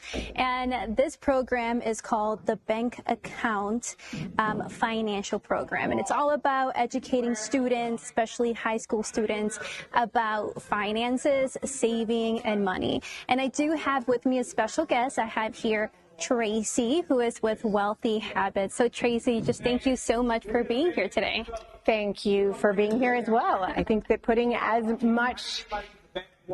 many people in the community in the know is important. So let's just talk about the program. I know that you worked closely in developing it.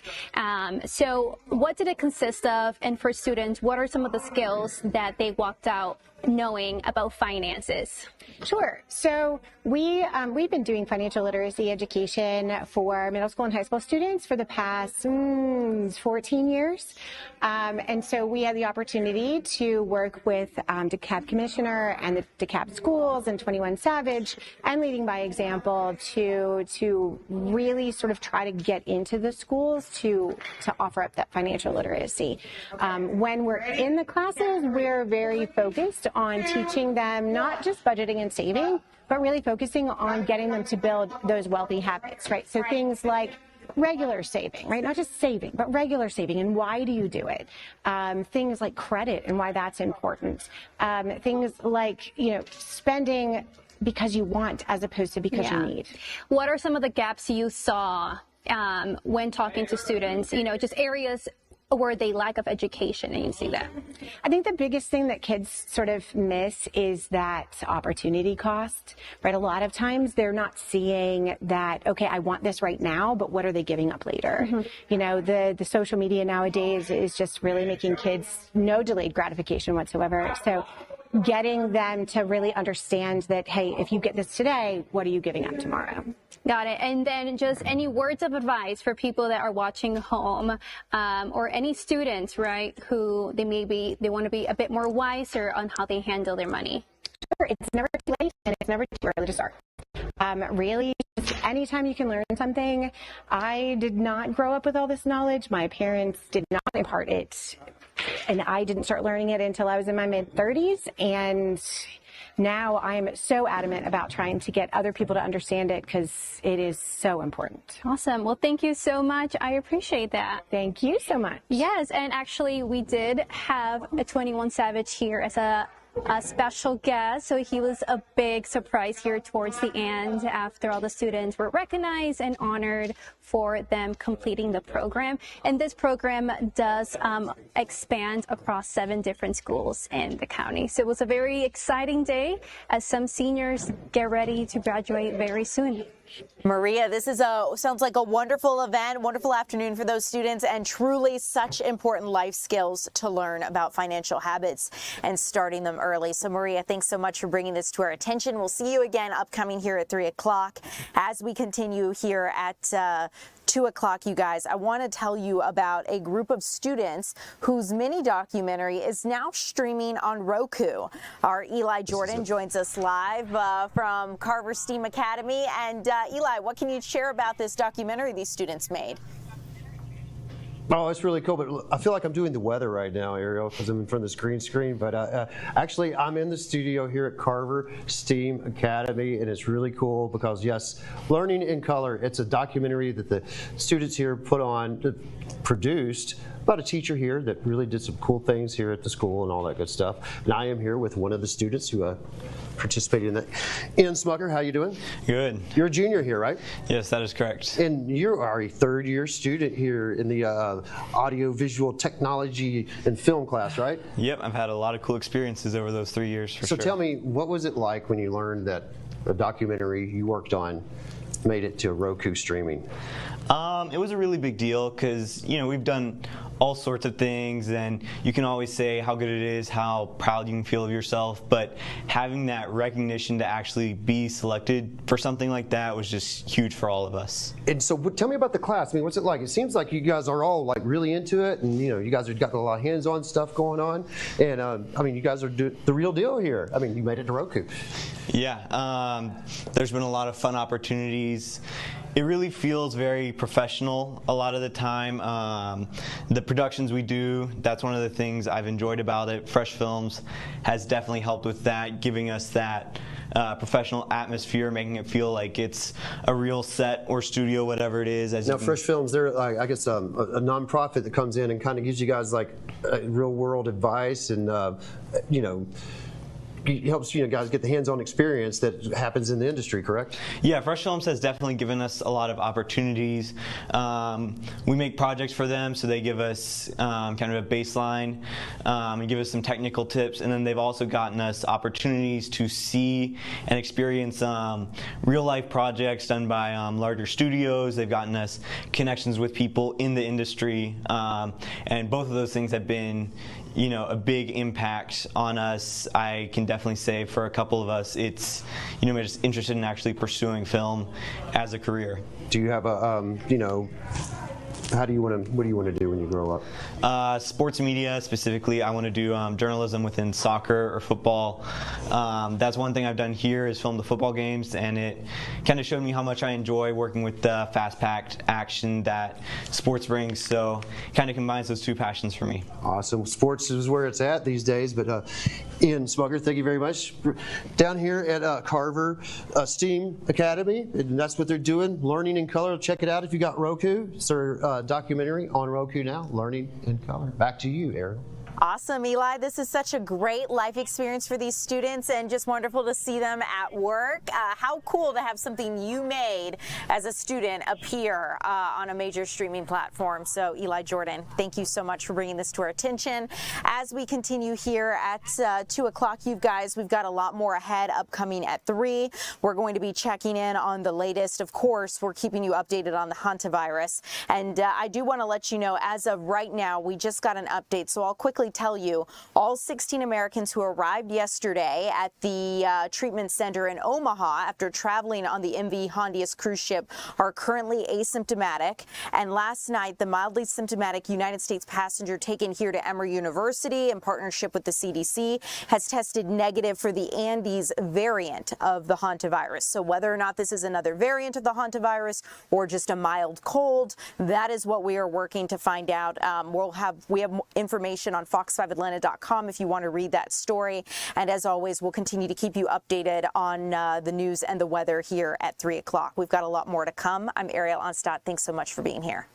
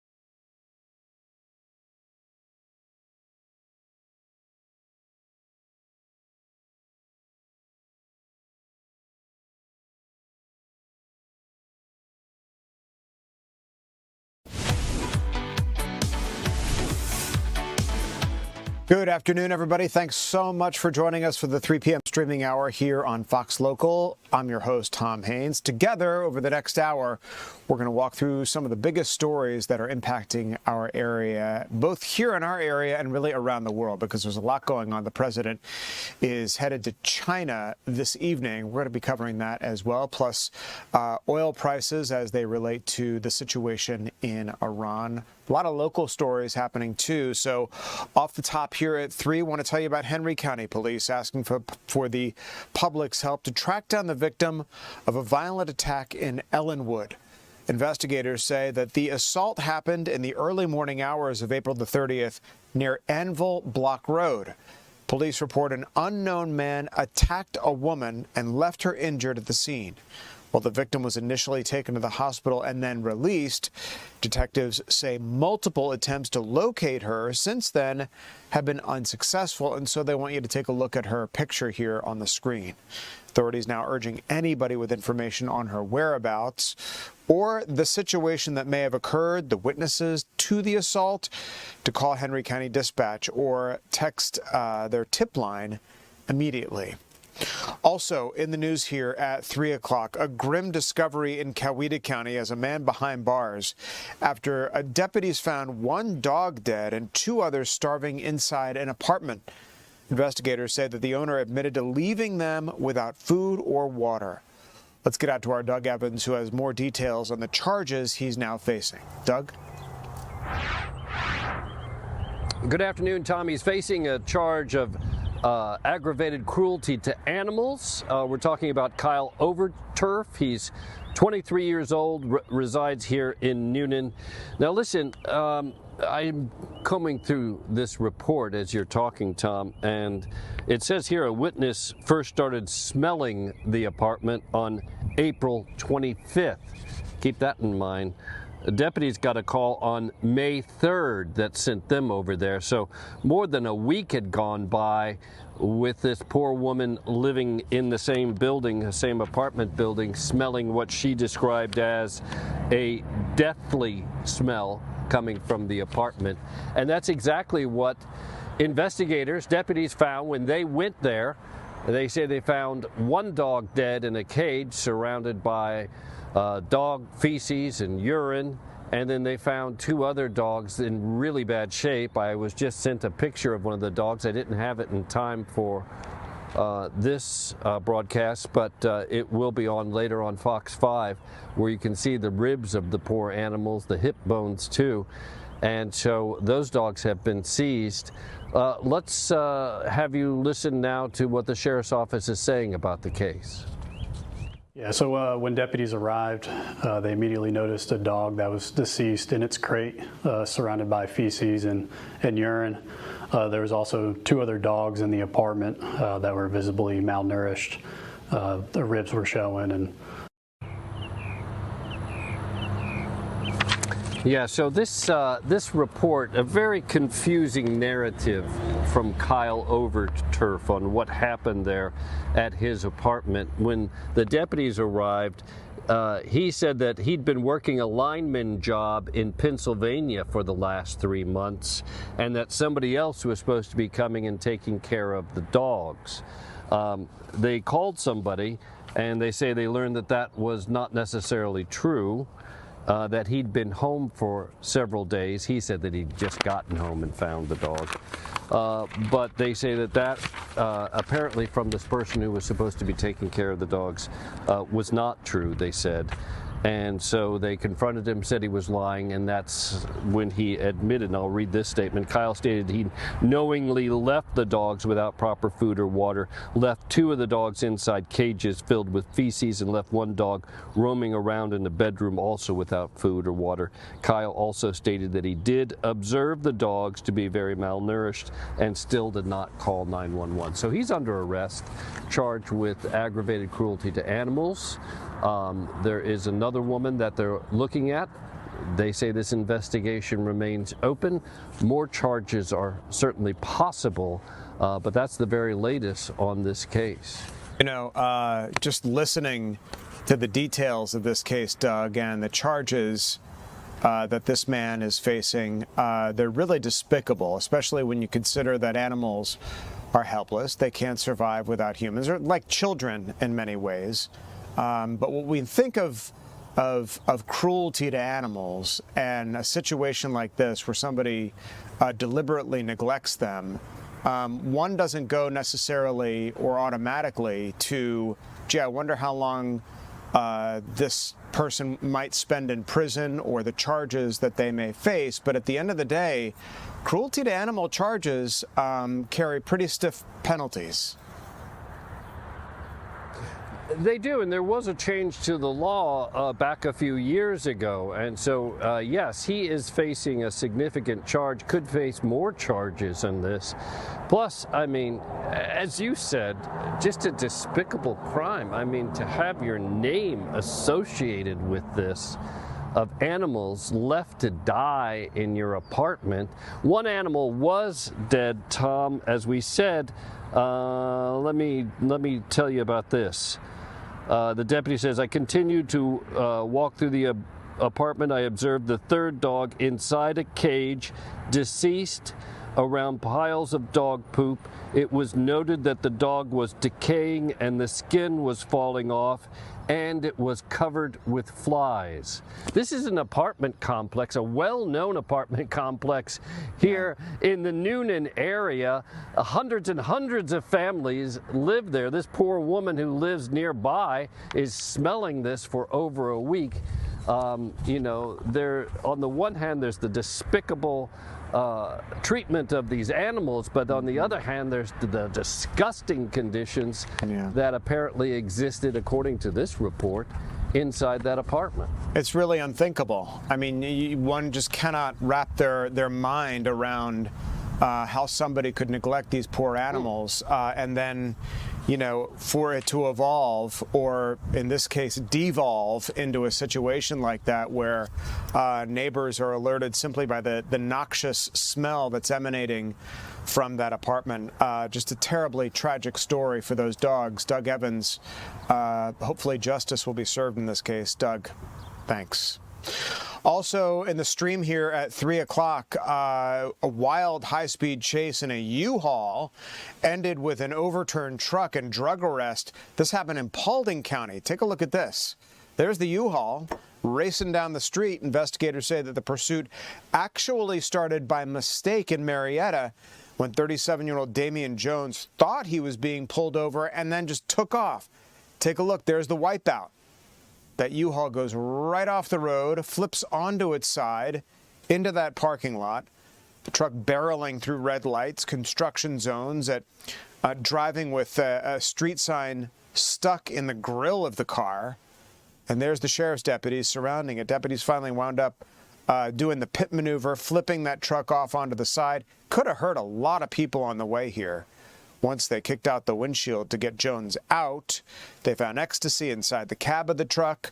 Jones now facing a long list of charges on top of active warrants in 3 different states.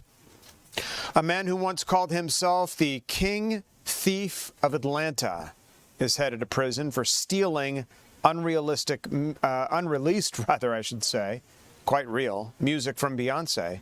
Calvin Evans pleaded guilty in Fulton County today to charges of entering auto and criminal trespass. You remember this story. The Queen was here in Atlanta performing when this all went down. Investigators say that back in 2025, Evans stole hard drives and suitcases containing the artist's tracks from an SUV parked on Krog Street. Now, what the SUV was doing there in the first place while she was in town, we just don't know. All right, or if he even knew the relevance of the songs that he was stealing. Police were able to track down the stolen gear to multiple locations before the signal had vanished. A judge sentenced Evans to 5 years with 2 to be served behind bars. Looking ahead to later this week, that work that was suspended on I-285, supposed to happen last week, but the threat of rain had road crews thinking otherwise, that it could be kind of a mess. And they were banking on good weather because the better weather they have, the quicker this thing finishes. Again, this is going to shut down an entire section of I-285. It was supposed to happen on Mother's Day. I-285 on the west side going to be completely shut down this weekend between MLK and Cascade Road. So even if you don't travel on 285, GDOT says that the effects on secondary roads will be significant. The closure begins Friday night and lasts until 5 o'clock Monday morning. Excuse me, just a second. Back to me on cam. I got over a horrible cold. I don't know if you guys are suffering through whether it's allergy season or respiratory. I had a respiratory infection, and it will not go away, and it's really annoying. So pardon me for hacking in the middle of that read there. The Atlanta Braves set to honor two giants of the game. We're not only talking about Ted Turner, but a tribute to Bobby Cox, who recently passed away. For a look back at their lasting legacy and how the Braves plan to honor them tonight at Truist Park, let's get out to our own Tyler Fingert, who's standing by live with the night's festivities. Tyler? Yeah, Tom, good afternoon to you. Tonight before first pitch, the Atlanta Braves will be honoring two men who helped make sure that not only did baseball survive here in Atlanta, but that it thrived. Take a look behind me. This is a brand new tribute that was just put out within the last little bit here inside the Battery, Atlanta. We're right under the Georgia Power Pavilion, and you can see the black and white photos on the screen there, one each of Ted Turner and then also Bobby Cox. And as we pan down, you'll see the jerseys, Turner 17, and Cox number 6, along with a wreath right there. This is going to be out for fans all day today to obviously pay their respects to these two legends here in Atlanta, and obviously for the Braves franchise. And this is just part of what is going to be happening here today. They'll be doing something just before first pitch here at Truist Park tonight to include what will be essentially a moment of silence and also some video tributes right before the game. So Ted Turner saved this team, keeping it in Atlanta when its future was far from certain. His bold leadership and national vision helped turn the Braves into America's team, bringing Atlanta baseball into living rooms across the country through TBS. Bobby Cox then took that foundation and built one of the greatest dynasties in baseball history. Under Cox, the Braves won 14 straight division titles, a World Series, and became a symbol of consistency, excellence, and pride for Atlanta. Bob Hope, the former longtime Braves PR executive who worked closely with both men, say their impact went far beyond the ballpark. I think the Braves can do a lot to honor those two, but I think the city of Atlanta needs to step up and do a lot because, Ted Turner, Atlanta wouldn't be what Atlanta is today if it weren't for Ted Turner. And to some degree, Bobby Cox, because, you being in the limelight 14 straight years, winning, division championships, winning the World Series, those were things that took Atlanta from being another city to being a relevant city in the U.S. I mean, for the longest time, you had New York, you had Chicago, L.A., but now you have Atlanta, and Atlanta's wouldn't be in that position if it weren't for those two.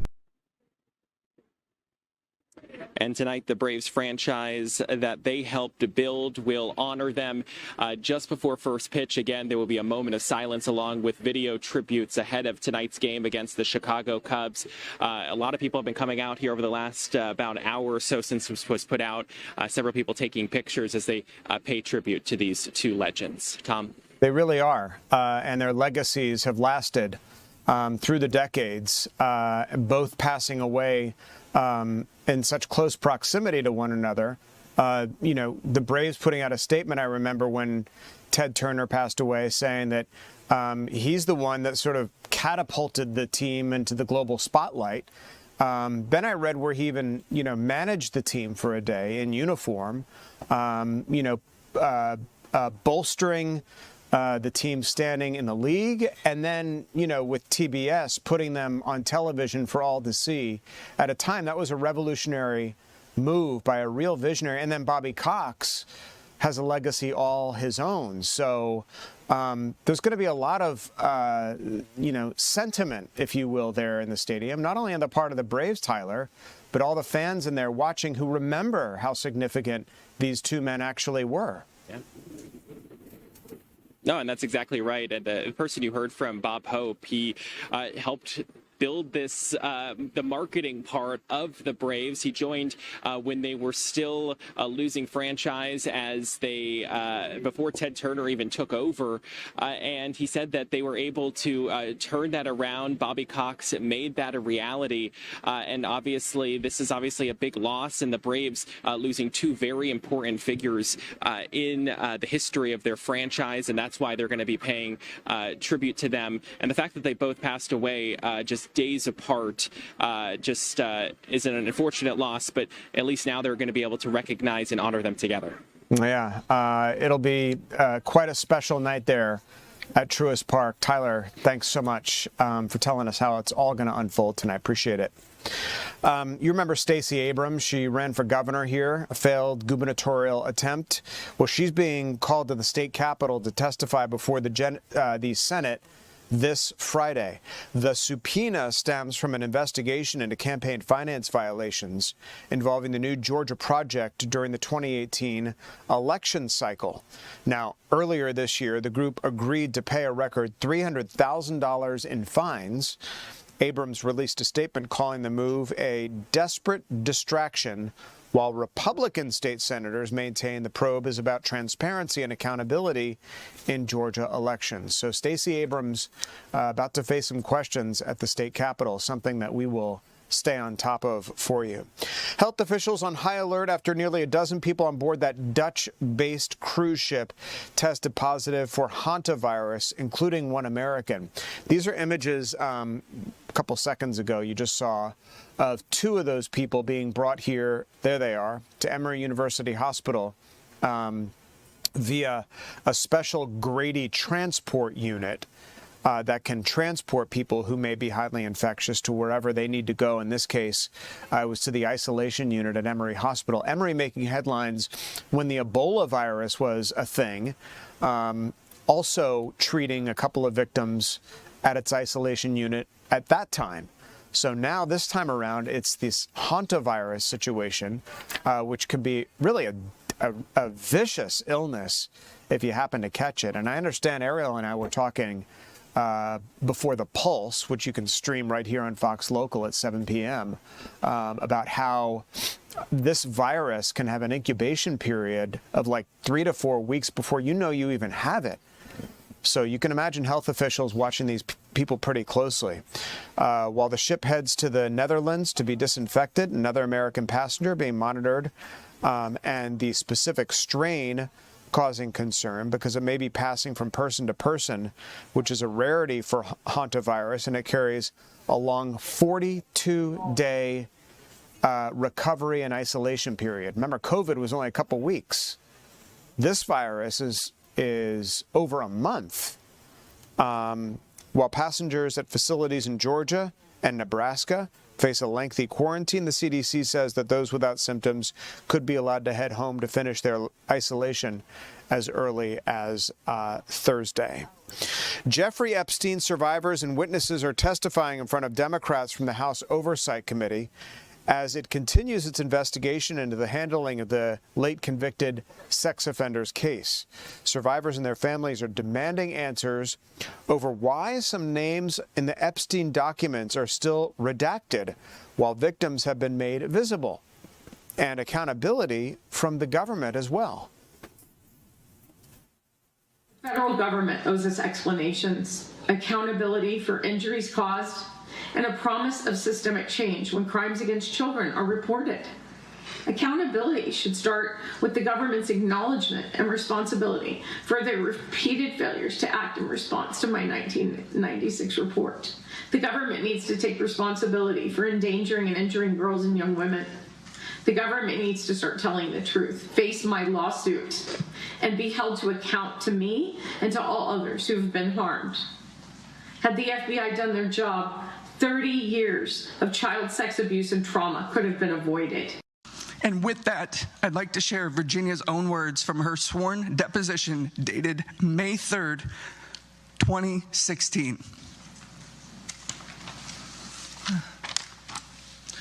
They trafficked me to many people. Okay, please name a person that Ghislaine Maxwell directed you to have sex with. Prince Andrew. Okay, who else? As a whole, they both trafficked me to many people. Okay, so can you please tell me when Ghislaine Maxwell asked you to have sex with another person? Glenn Dubin. Redacted is another one. Ghislaine Maxwell asked you to have sex with Redacted? And Glenn Dubin and Steve Kaufman were, like I said, the first people I was sent to after my training. And where does Alan Dershowitz fit into this group of people? Same. I can't tell you piece by piece by piece who. I know Glenn Dubin was first. Okay. And I know Stephen Kaufman was one of the first that I was sent to. Alan Dershowitz could have been between Glenn and Stephen. This is only a small sample of the thousands of stories that still remain untold. But the question today is no longer whether names exist.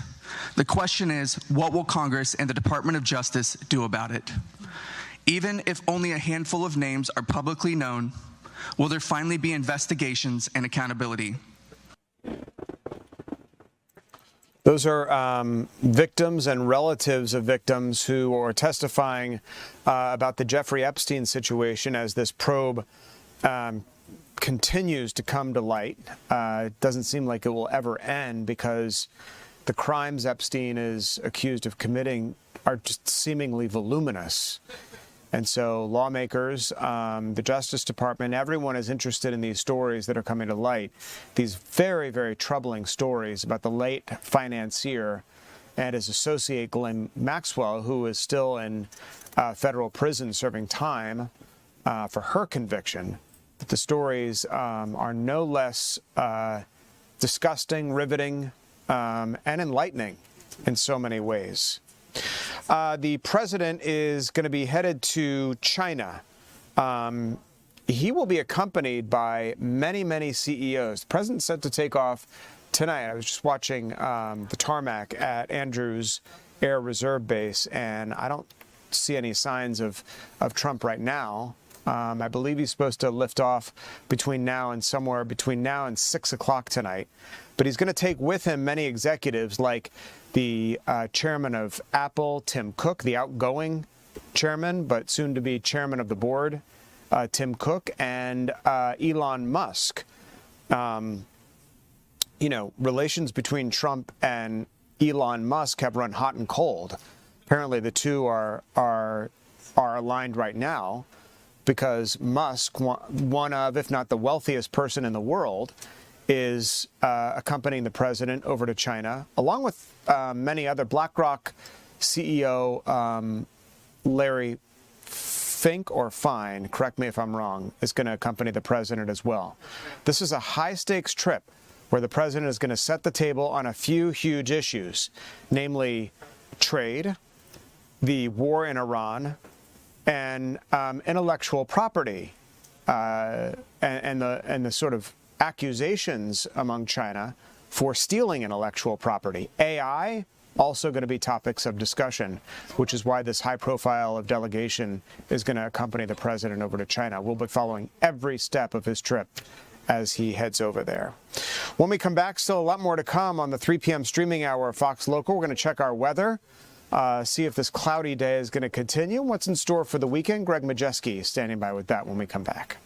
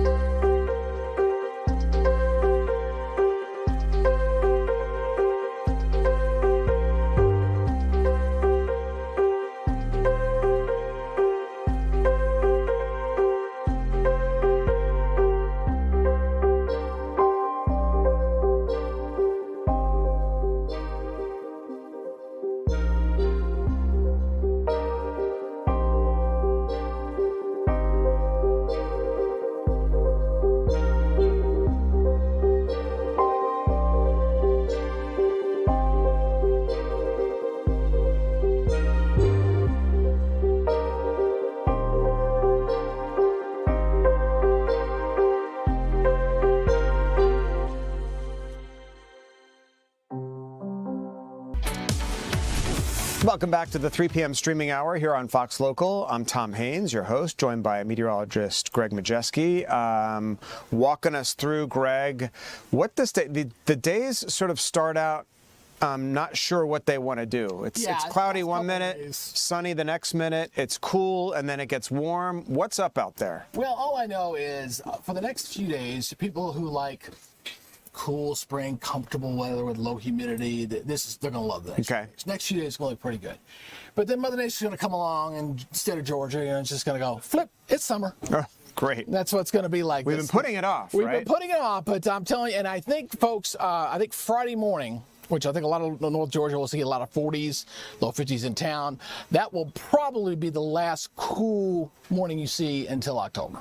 I think so that's kind of it. Yeah, I think this is going to be it, because after this we really warm up next week, and I don't see, once we're getting closer to June, I think we're done, so yeah. Last cool. Anyway, today we're fighting the clouds. We're getting the clouds out of here. We're at 70 degrees up there in Canton, 73 in Dalton. You got a lot of North Georgia seeing a lot of sunshine. Down from the south you go, we got a lot more clouds down there. Even got a little rain down there south of LaGrange and Thomason, but looking good here. It's been a weak little system that's been sliding down to our south, waiting to get out here. The other part of the equation here, Tom, if you haven't been outside, it's been really windy today. Look at the wind gusts there last hour. I remember this morning we started out pretty breezy. Yeah, it's been breezy all day, so it's been very refreshing. Low humidity, nice easterly wind. It's been very, very nice, very comfortable. The winds will die down tonight, though, and it'll be quite comfortable here for tonight. Now, looking at the radar again, we've seen a little bit of rain down into the south. Nothing across the metro area, nothing across North Georgia. Looking very good here for this afternoon. And that's another part of our weather story, is the fact that, we had some really great rains last week. It's going to make a nice dent in the drought update, which is coming out on Thursday. But after that, I think it starts getting worse again, because we're going right back into a dry weather pattern again. So we're topping out this afternoon in the mid-70s here, looking very nice indeed as we're getting close to those afternoon highs here for the day. There you see some of the rains further south down there across South Georgia and over towards Savannah. And again, some needed rains down there too. They expect the drought obviously is a lot worse down that way than it is even across North Georgia. All right, so here's what we're going to see here. Okay, we're going to get looking at the Barron 3K model here as we look into your Wednesday.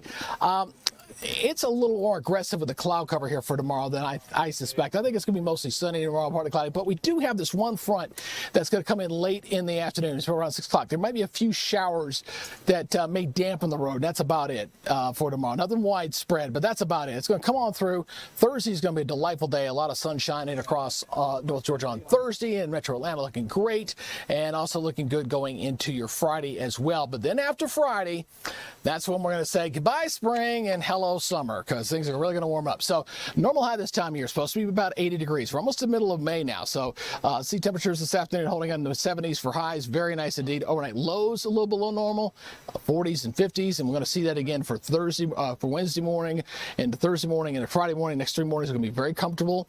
And then we'll see the big changes coming for the weekend, because like I said, we're good right through Friday.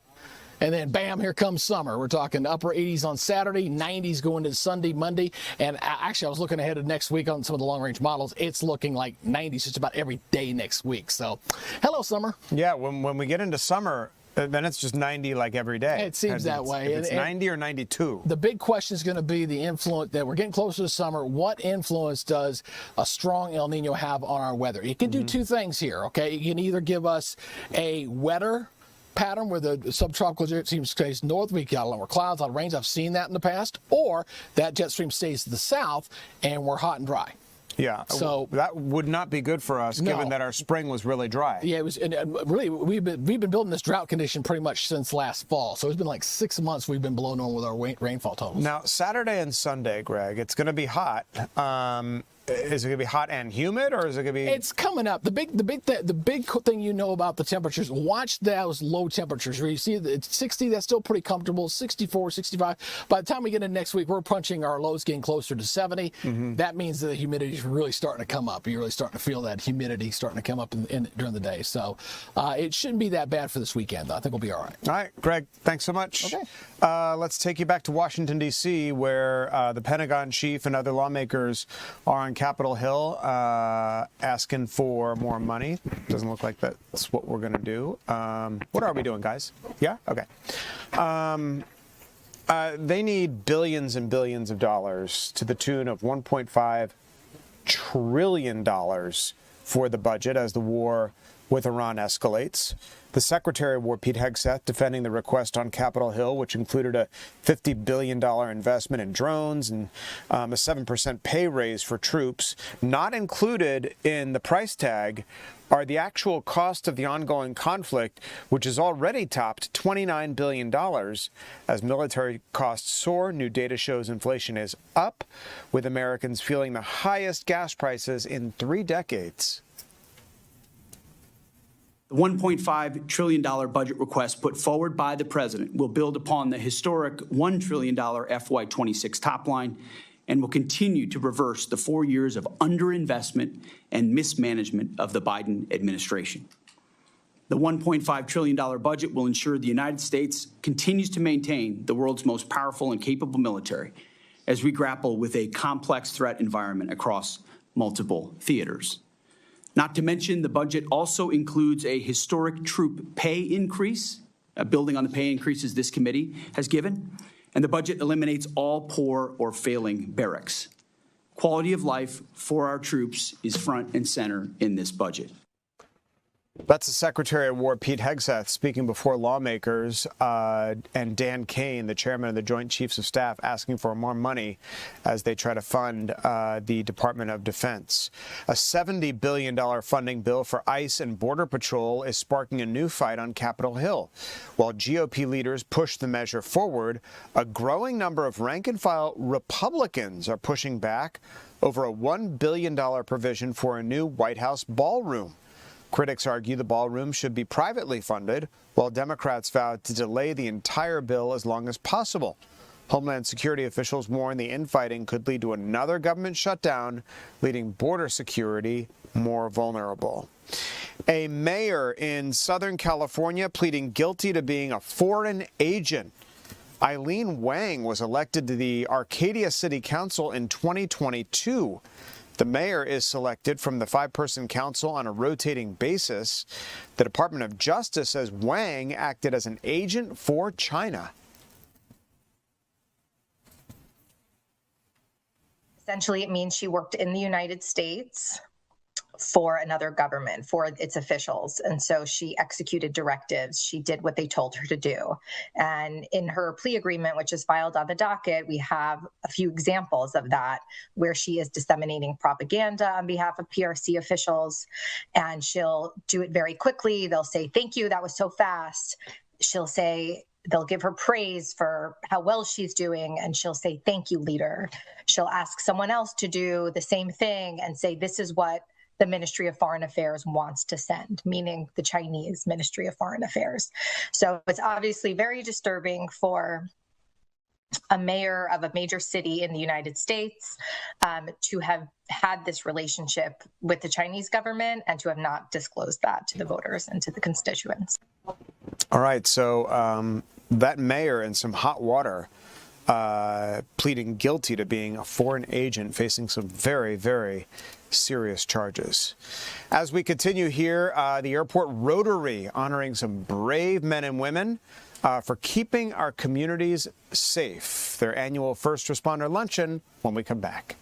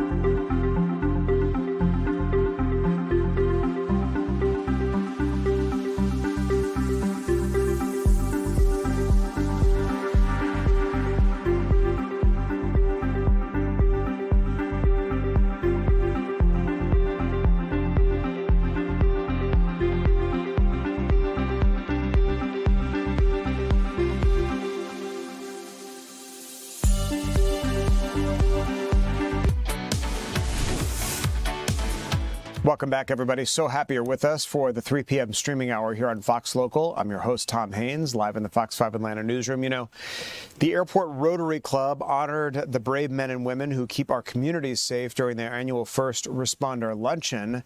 And none other than our own Angelique Proctor was there, not only there to cover it, Angelique, but you were headlining this gala, emceeing it for these first responders. Tell us what it was all about and how it went.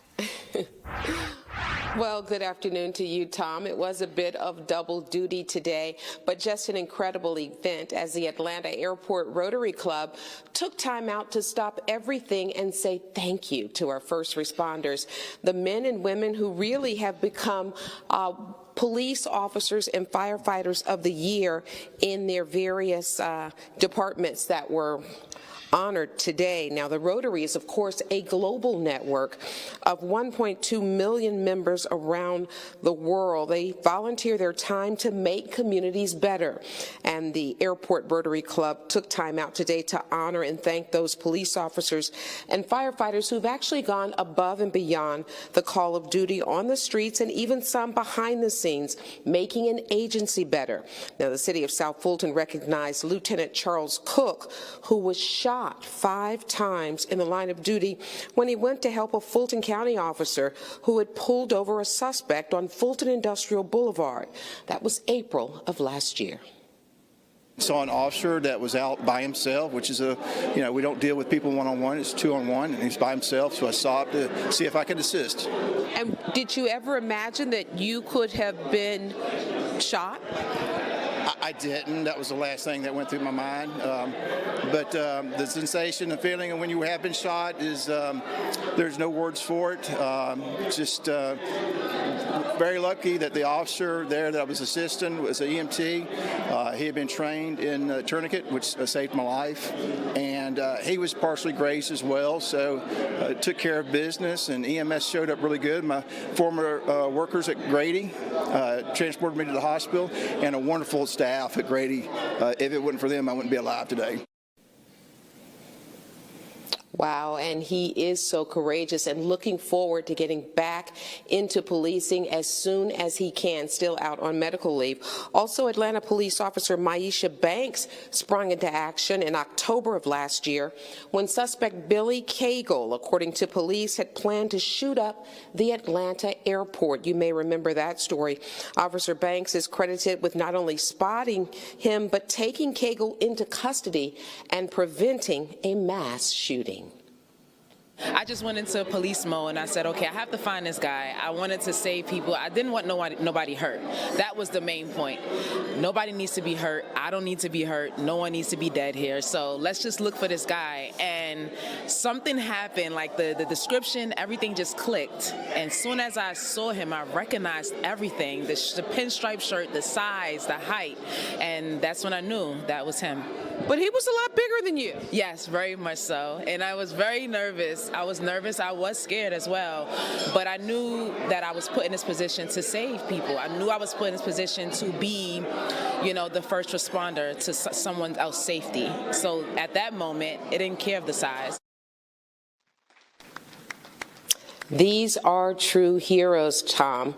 12 first responders actually received not only a plaque, but a gift card and a whole lot of goodies for their service. Hartsfield-Jackson International Airport General Manager Ricky Smith was the keynote speaker here today. He thanked the first responders for their tireless efforts to keep our communities safe. And Airport Rotary Club President Kathy Ware said that first responders are unsung heroes, and it's truly important to give them recognition for their courageous work. Tom? Angelique, incredible. When you consider running an airport is like running a major city. Anything can happen there. Absolutely. You have these massive aircraft from around the world coming and going. You have situations like the one that unfolded not too long ago that you and I remember so well, the man coming in with the rifle and Atlanta police acting so quickly to apprehend that suspect. Just so much happening. And so it really highlights how skilled and talented these people are. And their only job really is to keep travelers and visitors of the airport safe. And what an honor it must have been, if you could tell us real quick, to MC and host and be part of honoring those folks. Absolutely. These are the men and women that I end up doing stories on every day. And just to pause and say thank you and job well done and to pat them on the back. So many of them were so humbled and they were so appreciative. And they even privately confided that very rarely are they recognized. So this was truly a very, very positive event today, and I was just delighted to be a part of it. Yeah, well, a job well done and certainly well earned by those first responders. Angelique Proctor at the Airport Rotary. Angelique, thanks so much. We want to talk about students at Carver STEAM Academy celebrating after their new documentary was picked up by Roku. How cool is that? Let's get out to Eli Jordan at the school with more on this major national debut. Eli? Hey, that is real cool, Tom. That's how cool it is, I would say. And yeah, I'm here at Carver Academy, down here in the Lakewood neighborhood area. And you know, Learning in Color is the documentary, and they're actually watching some of it right behind me here. It's about a teacher that they thought had a big impact here at Carver Academy. And yeah, it got picked up by Roku, and these kids have been learning a lot about the video production and what it takes to make it in the industry. And I am here with their instructor, Sabur Kareem Kinsey. Hey, how you doing? I'm well, thank you. I got it right this time, and thank you for letting me hang out all day here in your class. It's been really cool to see, you know, what the kids are up to these days. And just tell me real quick, what did you think when you found out, you know, your class's, you know, documentary made the Roku stream? When I first found out that we made the cut, I was floored. I know the kids put a lot of hard work into it. They did their research, they did their storyboarding, and so I was proud of the work that they put into it and knew that it was well deserved.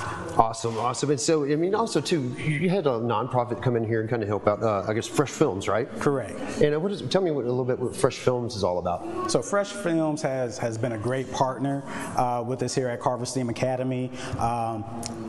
They host an after-school program, but we also do a hybrid in-school program as well, where students come in and we teach them all the fundamentals and basics of film production. And so we take what we learn and we do different type of productions, from music videos, how-to videos, into documentaries and short films. And those competitions are really neat because it gives you like fundamental practice and things like that. Right. And so, I mean, you know, this is, you know, we talked earlier about this is a, you know, kind of a craft and trade, and just kind of like you take the place of spending, you know, 4-year college degree money, and because that's a lot of money. And I never went to college to do this, but I have fellow colleagues that have gone to college that are still paying their bills. I mean, but this could put some kids on a path that otherwise may not, you know, seek, you know, technical jobs like this, I guess. Right, definitely agree with that. It opens up the doors to letting them know that there's something else out there outside of the regular 9-to-5 job. We have creative individuals that can go out and produce films and may just go to trade school, like you said, and that's perfectly fine. But there's finding ways to get education, to find career paths without going through the traditional ways of education. And, you know, getting this hands-on experience also lends to the confidence, and that, you know, confidence is one of the big things in this business, is being, you know, whether it be putting a mic on a podium in front of everybody or performing in front of the camera and, you know, speaking and all that. Just tell me how important that is for these kids to be exposed to that, and that kind of gives them a leg up in the industry starting off, right?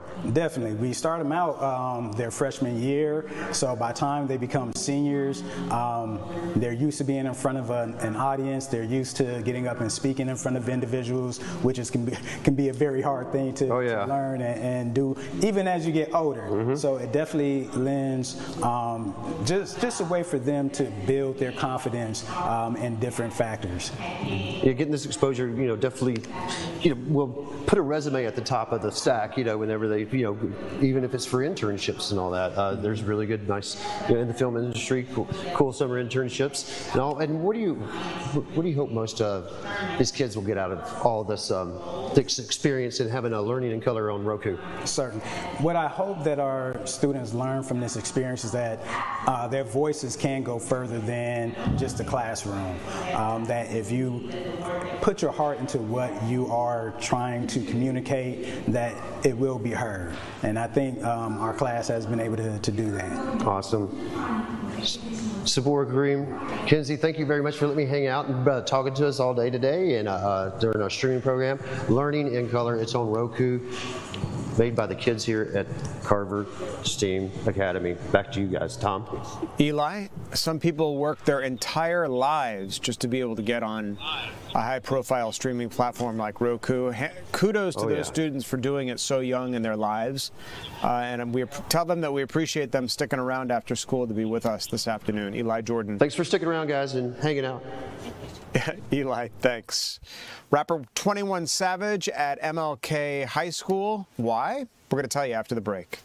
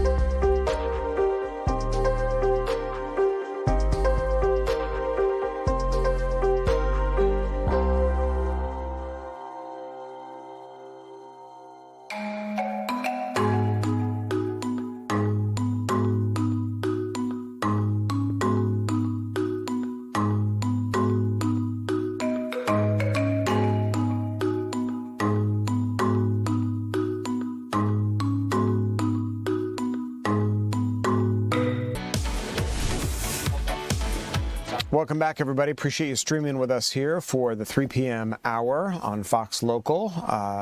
I'm Tom Haynes, live in the Fox 5 Atlanta newsroom, walking you through all the stories making headlines today. One of them, a famous rapper at MLK High School, helping DeKalb County students master their finances. So how do these two go together? Let's get out to Maria Guzman, who's live at the school, to tell us how all this went down today, Maria.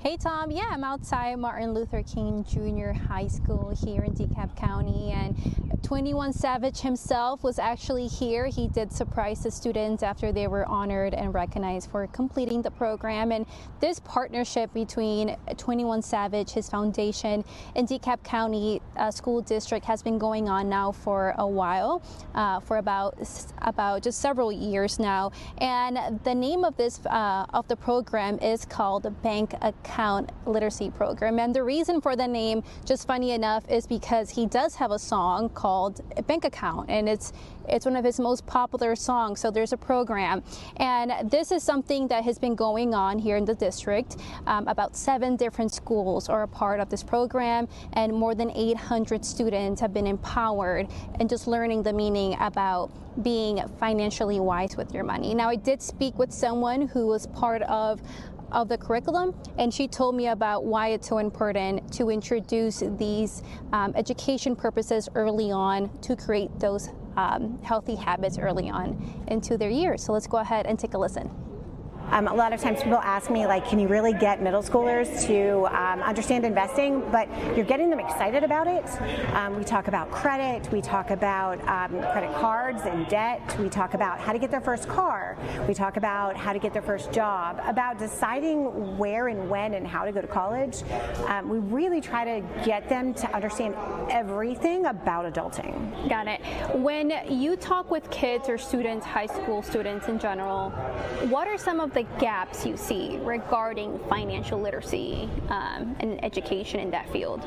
So I think people don't realize that the kids are actually very interested, right? And a lot of times, you know, their parents are giving them a little bit, the school may be giving them a little bit, but there's really no cohesive program that is really challenging them to learn more, right? Parents might say, oh, you have to save, right?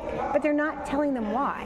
And schools may be like, oh, here's a scenario or here's a case study, you know, figure out this person's life, but they're not really relating it to their own situation or the kids' sort of future desires, things like that. Why bring this type of education so early on, right? You know, if that's high school or even middle school.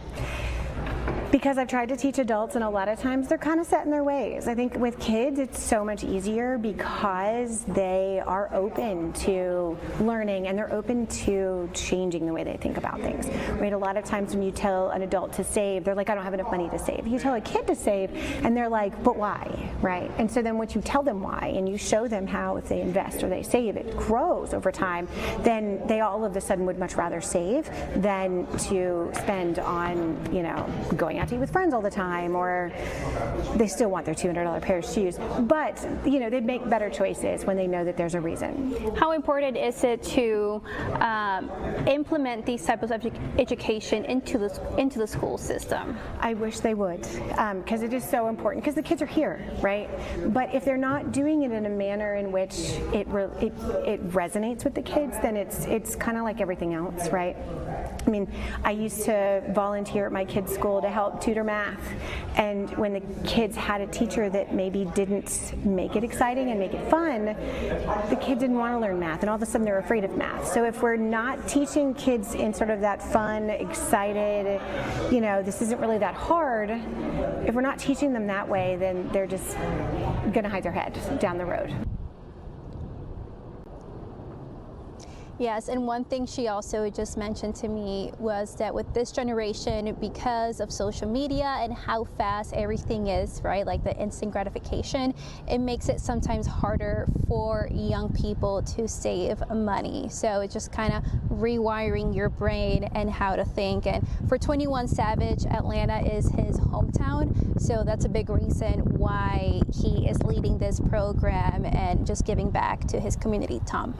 I love how a high-profile person like this, someone who kids can relate to, Maria, you know, uses his own time to kind of give back to the community that has served him so well and provided him with independent wealth, and then, you know, sort of paying it forward, if you will, to go back into the school to teach some of these kids about financial literacy, something that kids don't often think about. I mean, so often our kids, when they need something, they just look up to their mom or dad and say, hey, I need a pair of new shoes. Well, that's not life at the end of the day. And to be able to teach these children something from someone who knows, someone who's not their mother or father, someone that who they might listen to, you could argue even more than their mother and father, is awesome. What kind of specific advice did he give those kids, if you can remember any little nuggets of information that they were able to pull out of 21 Savage? Yeah, so there was actually a panel discussion. It was with some other celebrities as well, like his brother was there. And a lot of the people that they were talking to were seniors who are getting ready to cross the stage in just a few days. I believe it's next week they graduate. And so he was just really remembering them and reassuring them that after high school is just the beginning of life to really be focused on where they're going, even if that's school or trade school or another career, because he mentioned how college is not for everyone, but to really be focused and to follow that passion, and eventually the money will also follow that hard work and passion. So it was really encouraging, especially for those high school seniors that are getting ready to leave. Such wonderful advice. Do what you love and the money will follow. Excellent. And so amazing to see rapper 21 Savage out there in the community talking to young people. Maria Guzman, Maria, thanks so much. And thank you for joining us for the 3 p.m. streaming hour here on Fox Local. Once again, always so good to be with you. I'm Tom Haines, live in the Fox 5 Atlanta newsroom. Don't go anywhere. The news continues on Fox 5 right here, right now.